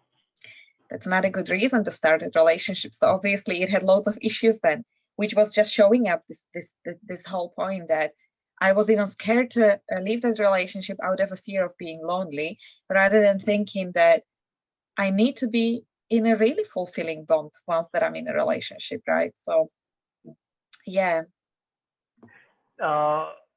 Thank you so much for sharing your experiences, Lucy. This is one of the really intense conversation that I'm having on record. I'm being honest, and it's been 3-4 months since I'm doing this every week, and I'm so grateful that I'm doing this. I love doing this, having a conversation with somebody who has done, you know, deep internal work, which most of coaches have done, right? So anyway, here's another topic that I know you are a lot into, and I know almost nothing about it: the astrology and numerology. I know, so I'll tell you in one line what I know: that there's energy shifts based on the planetary locations. If I'm correct, I don't know. Again, I know almost nothing about it, but that's everything that I know. Talk to me more about this, because I want to learn. Okay, so as an opener, I would say that astrology has been an instrument, a tool for me to get to know myself better through years. So to summarize on astrology, astrology is an ancient practice which is really precise. It's super mathematical, and it looks at the constellation of planets in different kind of combinations. It looks at the constellation of planets together with the movement of the sun and the moon, and according to that, it is able to identify, even predict, and describe certain events, certain even personalities, and us as individuals. It's able to tell us, astrology is able to tell us, based on the planetary constellation, even about how the country behaves, what the country is like. So it's able to kind of identify not just the person, even a country, even the whole world, kind of based on certain factors. So astrology for me, let's start from that individual level. I find it fascinating. I mean, when I was a child, when I was younger, when I was a teen, let's say, I had a really shallow opinion on astrology, because I thought astrology equals horoscopes, which means that our sun sign, and we have 12 zodiac signs. And I was thinking that knowing my zodiac sign means knowing astrology, and reading horoscopes mean knowing who I am. Actually, it's a 1%. I have a question right away from this part, and we'll continue. Please. Yeah, we'll continue our discussion. Tell me about this. Again, I don't know anything about it, but what I know is there are two kinds of astrology signs. One that goes, or I've seen, one that goes with your birth date, and the other that goes with the first letter of your name. So there would be numerology, going with the letters, I believe. Because astrology, it's all about numbers and identifying them based on certain location. and based on different dates. It could be Okay. even this day, like if we look at birthdays, if we look at someone's, say, well, natal chart, it identifies from the date of your birth. But if you want to find out about astrologic influences that you are under in a certain time, you would look at not the birthday, but the day where we are at, or your most recent birthday. So it's very complex, but the letter, that would be numerology. All that has to do with letters and calculating kind of numbers, but doing calculations. Well, numerology is different. Let's focus on astrology first. So the personal astrology, yeah, it isn't only the zodiac signs. As I said, that's for about 10% knowledge of what real astrology actually does. There are different aspects to it. So there are basically three things in astrology, in individual astrology, that tell us about ourselves. And again, as with every science, there are different astrologic, let's say, impacts or avenues that astrologists use to even calculate these things for people. So there is ancient Greek astrology, and there are also, let's say, more Hellenist and newer sorts of astrology. And I have two astrologists currently that I know, and each of them are looking at astrology from a different viewpoint. So some can be more exact, can be more kind of rooted in the real world, tell us about our life, our desires, our achievements, more rational, more kind of rooted into everyday real life. And another kind of astrology is based more on the journey of our soul, and it's called evolutionary astrology.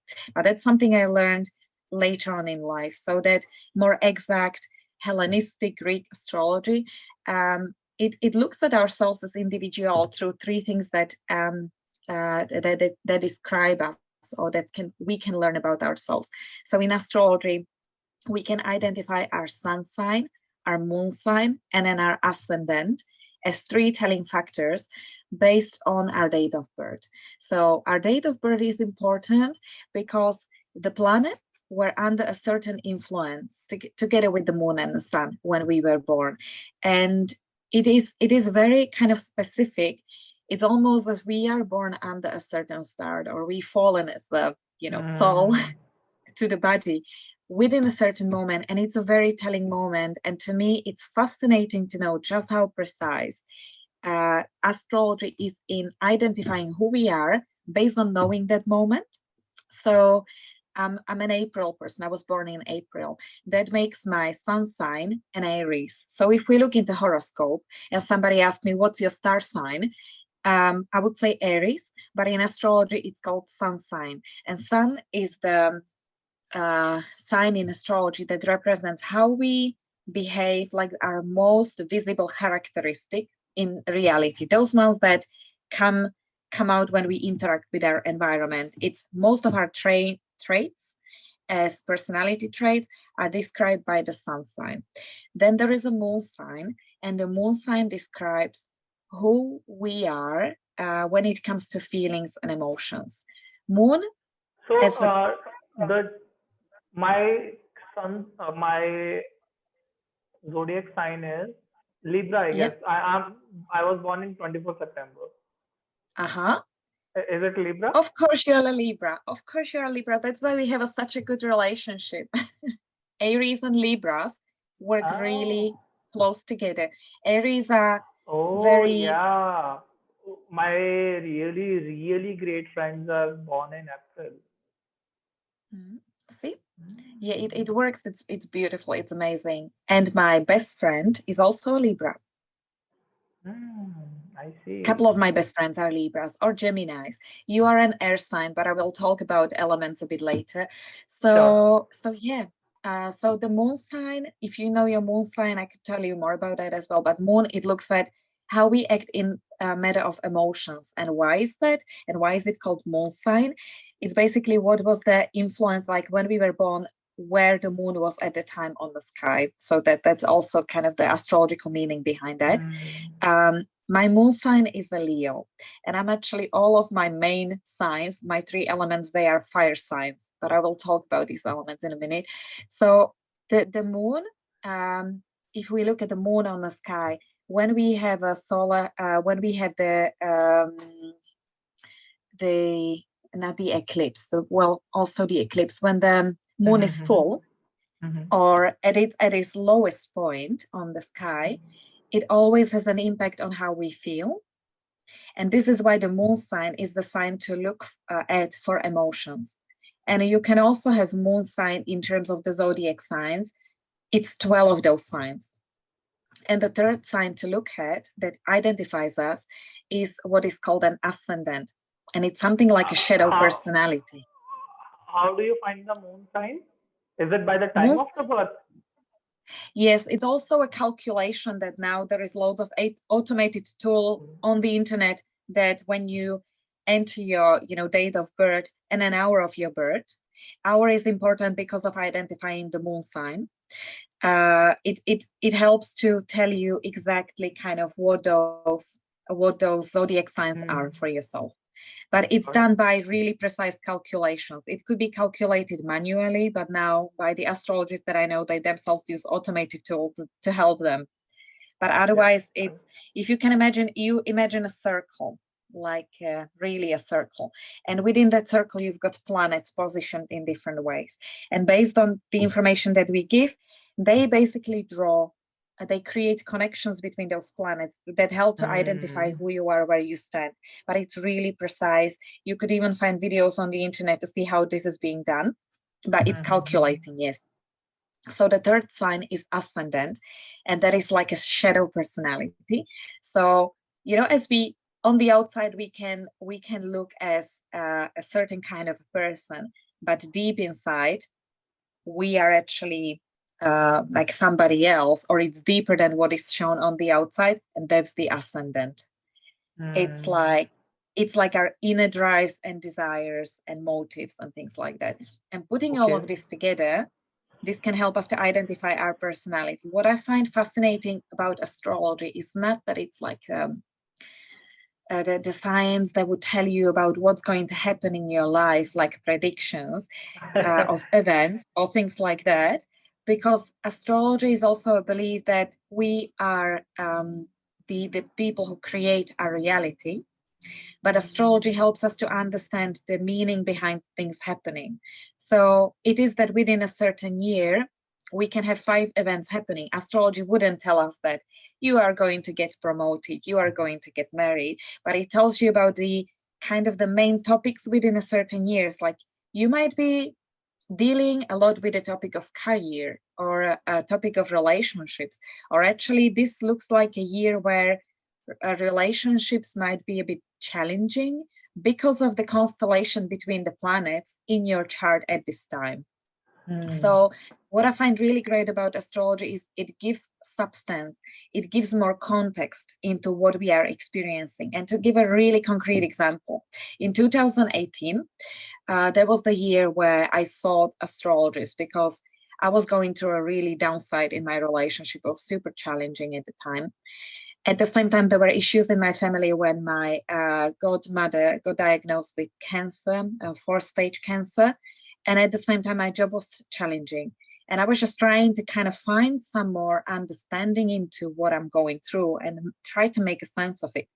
And then I sought an astrologist who is now my personal, perfect first contact astrologist. And he given me a context into it without me sharing any information about what is happening in my life. He started analyzing those 3 signs. So he told me, you are an Aries, Moon in Leo, and I'm a Sagittarius ascendant. And he told me, well, this makes you act like this and that. And first thing he told me, you look like you've got a face of a Sagittarius. So sometimes, that ascendant also tells us about it can be a confirmation of kind of who we are. And then he told me, well, it looks like this is the year where you are going through a lot of transformations because you are under an influence of the planets Uranus and Neptune, who are transformation triggers. And I see that it is triggering the area of your work, area of your relationships. And there seem to be also some changes happening, like within a family life, some concerns. And there was a planet, I think it was Mercury, and that was related to the family affairs. And he asked me, is there some like health issues that you are facing or something like that you are concerned about? And I said, not particularly myself, but actually my auntie, my godmother, who is also my auntie, she's battling cancer.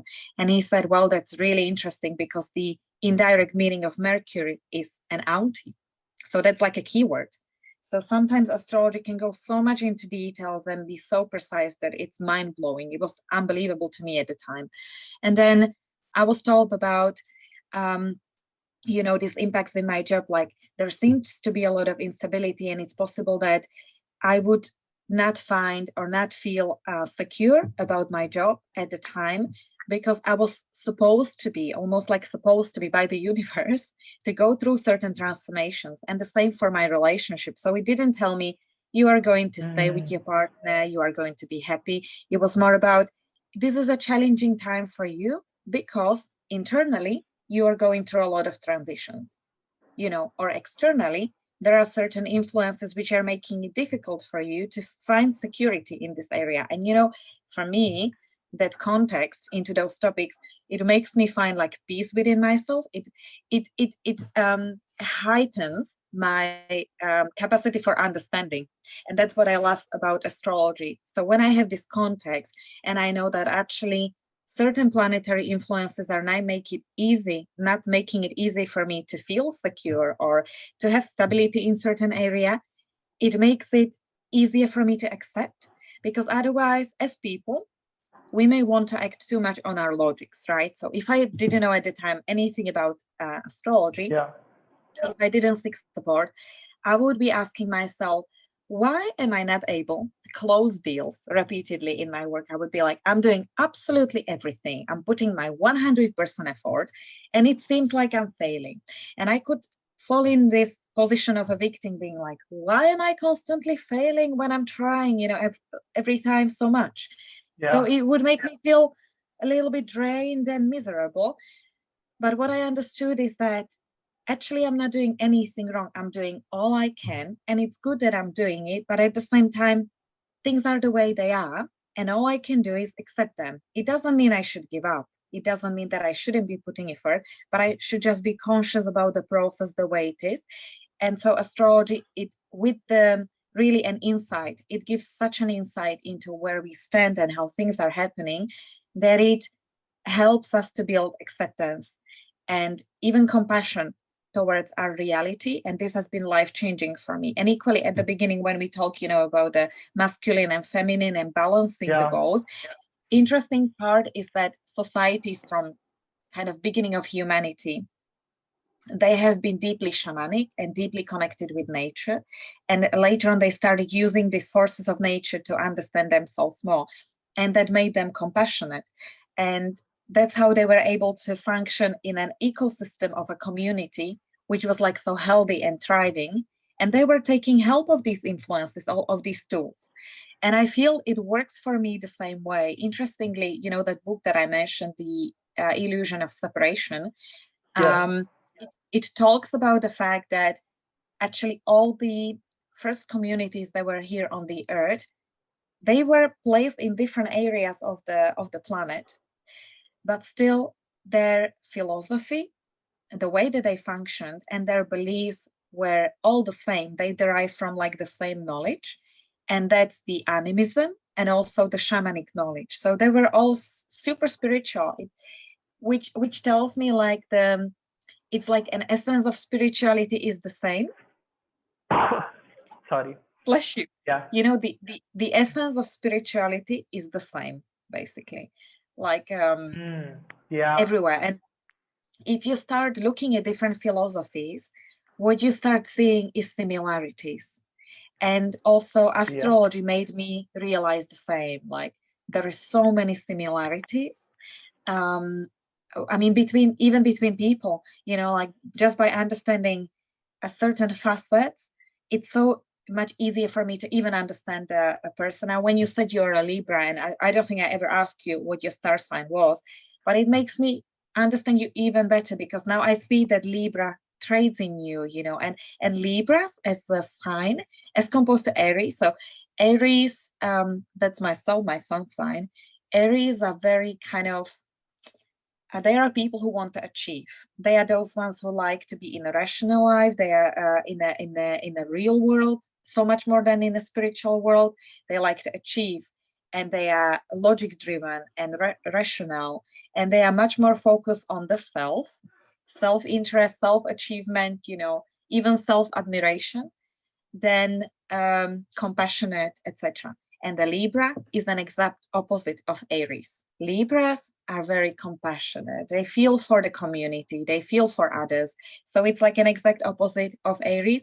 But when they work together, they combine together so beautifully. So they complement each other. So, it's that interplay of forces of the signs. It's beautiful. And this tool of astrology was designed thousands of years back. And fascinating is that it's so accurate up until this point. And another thing which I wanted to touch base, which also constitutes astrology, is the elements. Yeah. So you have 4 elements. You have the fire. So you have the talk to me air. about this. Sounds like an interesting thing to ask you because you have done good research on it. So somebody from Capricorn sign.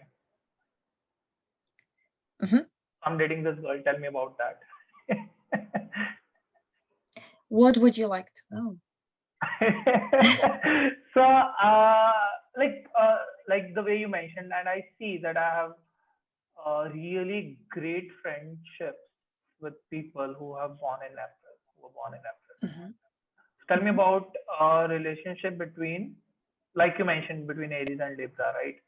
So what about Capricorn and Libra? Okay. Well, you are very compassionate, and you feel for others, and like you are able to relate. You have a great capacity to relate to all the rest of the zodiacs because of your compassion and empathy. So you like relating. I think Capricorns but the Capricorn person, again, wouldn't be just Capricorn. They would be combination of the moon sign and the ascendant, which I don't know. And you are a Libra, and you have 2 other signs, which we don't know. So we are, again, looking just as the partial, longer. So maybe this is something. For it to be deeper, we need to be really, and for it to be deep and accurate, we would need to look like deeper into your moon sign and ascendant and girl's sign and ascendant, But Capricorns, just to tell you from the element perspective, so you as a Libra, you are an air sign. You like freedom, exploring things. So you are compassionate, but at the same time, you need freedom, you need space. As an air, just imagine qualities of air, right? An air sign. You like your independence, and you like your space to create. Even the fact that you are creative, it's so characteristic for your air sign, right? And Capricorns, they are the earth sign, which means they tend to be really rooted. Earth is rooted. Earth is not a sign that moves a lot. So earth people, they like to hold on to things. They like the feeling of ownership, and they are less prone to changes. Okay. So Capricorns, they like to be focused on material achievements again. They are closer to Aries than you would be to Aries. Okay. So they are people who like security, they like stability, and also, let me just make sure that I didn't miss anything.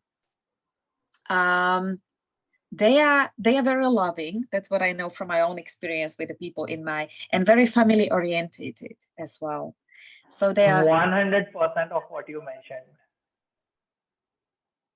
100% of what you mentioned. Yeah, it's really fascinating. You have inspired me to look more into it. Maybe we'll have more discussion about it after the call. Things we cannot discuss on record. But yeah, it's fascinating. And just to add to that, now imagine that every place on the earth is under this kind of influence. So every country has a personality that is based on the element. I come from a country that's an earth country, but my element is the fire, which means I need an environment which is more like moving. Fire is the most moving sign of all the elements. You have earth, air, water, and the fire. And fire is if we look at that, the earth is the most rigid element because earth never moves. The trees don't move when they are over the earth, they have to stay rooted where they are. Then the second least moving element is the water because it only flows one direction, right? Or within a certain space. Now the air, it moves all the ways, forward, backwards, it's much more moving. And the fire, it can kind of absorb everything. So I was living in this earth element country in Slovakia, and I found it so rigid, and I felt like I cannot move. I was missing freedom over there and kind of a space to move and explore. That's the reason why I had to leave that country and move to another country. And the environment that works the best for me would be the air or the fire kind of environments and countries. So I function really well with these kind of environments. I think India would be as well the fire element. That's one of the reasons I don't want to leave India. I see a lot of things happening already. Yeah, I don't wish to leave India. Again, like I would want to travel and stuff, but we'll see. Yeah, just give me a second. I just want to make sure I'm giving you the right information. Sure. And is it the reason I'm really attracted towards moving to, like, one of the thoughts that I would want to move to UK probably. And that would really work for you, you know why? Because UK is an air country. It's very free flowing, so it is in line with basically in your sign.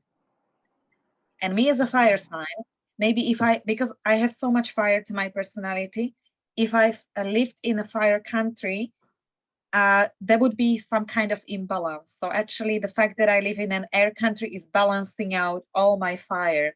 It kind of keeps it under control, but it fuels it.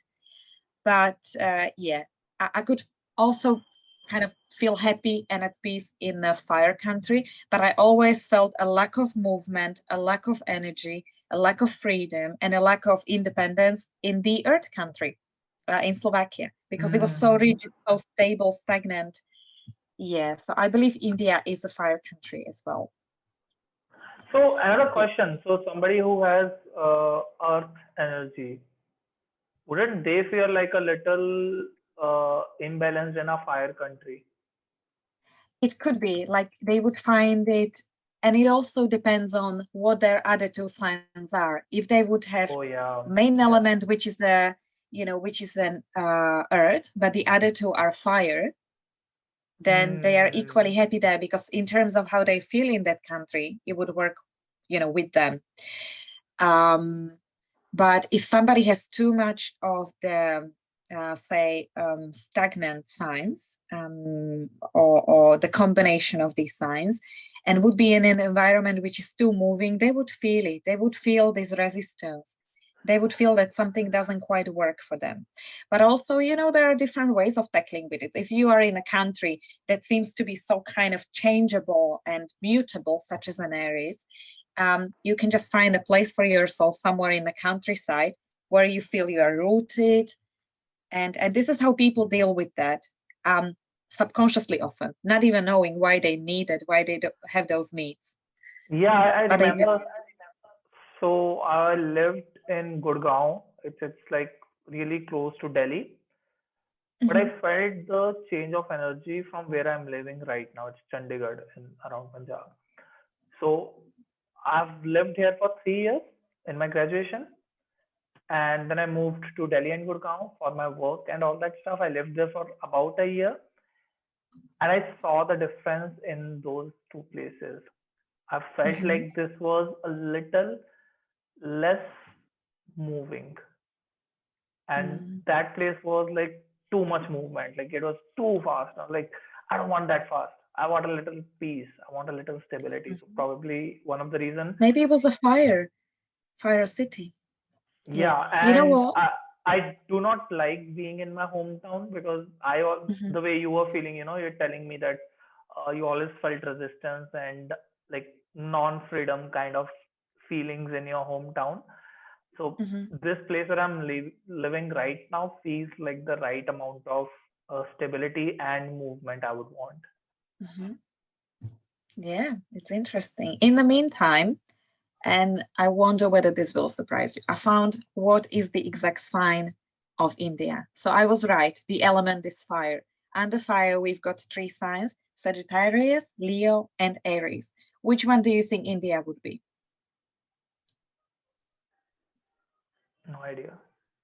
It's a Leo.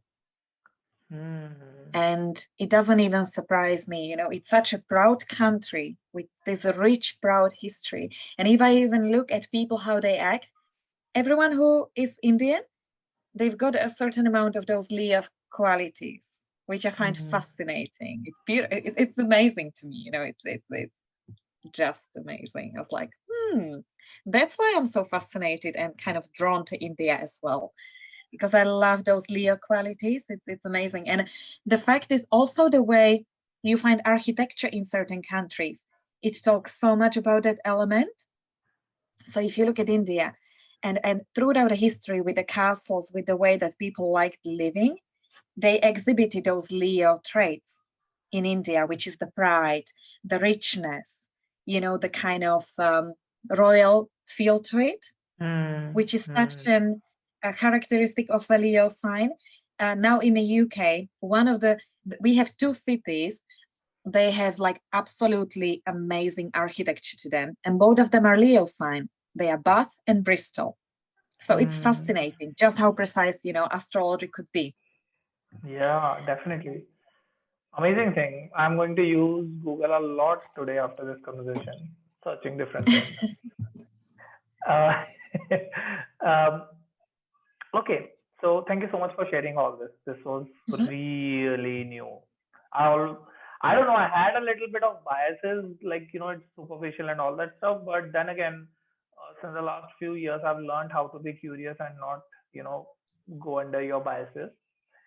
Mhm. Anyway, really fascinating stuff. Thank you so much for sharing it. Moving on, I would want to discuss a little bit about your coaching style, your coaching clients, and your coaching practice. Yeah. It's always fascinating. So no matter how many new coaches or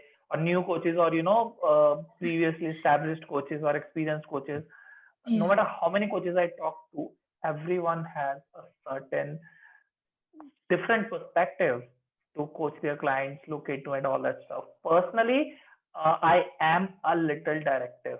I do offer a little bit of mentorship and consulting in those coaching sessions, Mhm.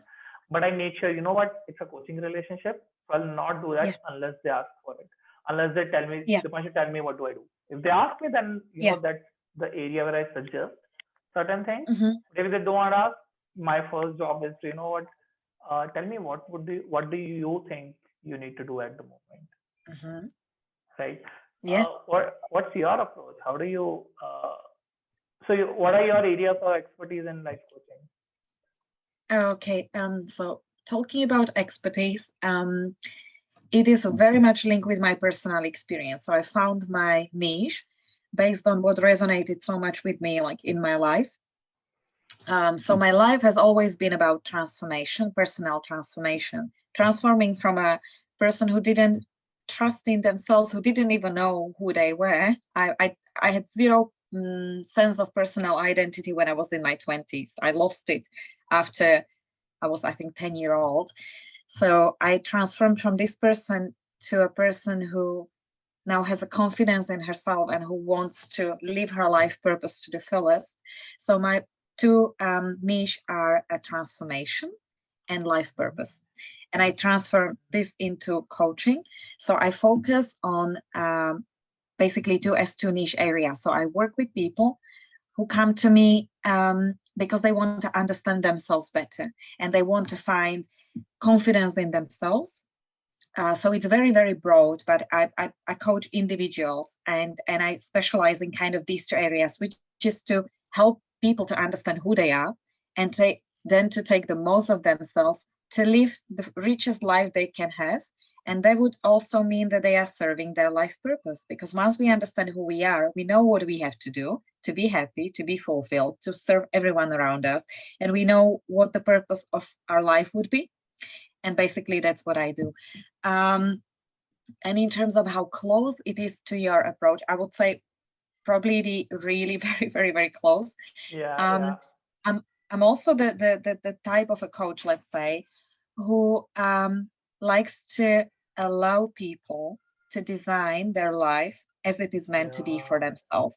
I don't believe in directive coaching, but also, as I said at the beginning, I'm a combination of a consultant and a coach. It's due to the course of my career. And part of the coaching that I also do is focus on people's professional life, on their career. Now, within career coaching, you have to be a consultant as well. It's just because you have an information about certain areas and markets more than those people do. So that's where you are providing advice as well. But when it comes to helping people to understand themselves, I never allow myself to give them a certain plan or to propose how I would approach things, unless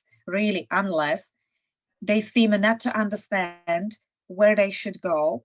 And I give it in terms of not a guidance, like maybe try this, or to give them kind of my perspective on their situation. I give an example of how I would approach something as an example for them of what they can follow, or as an example for them to create their own example.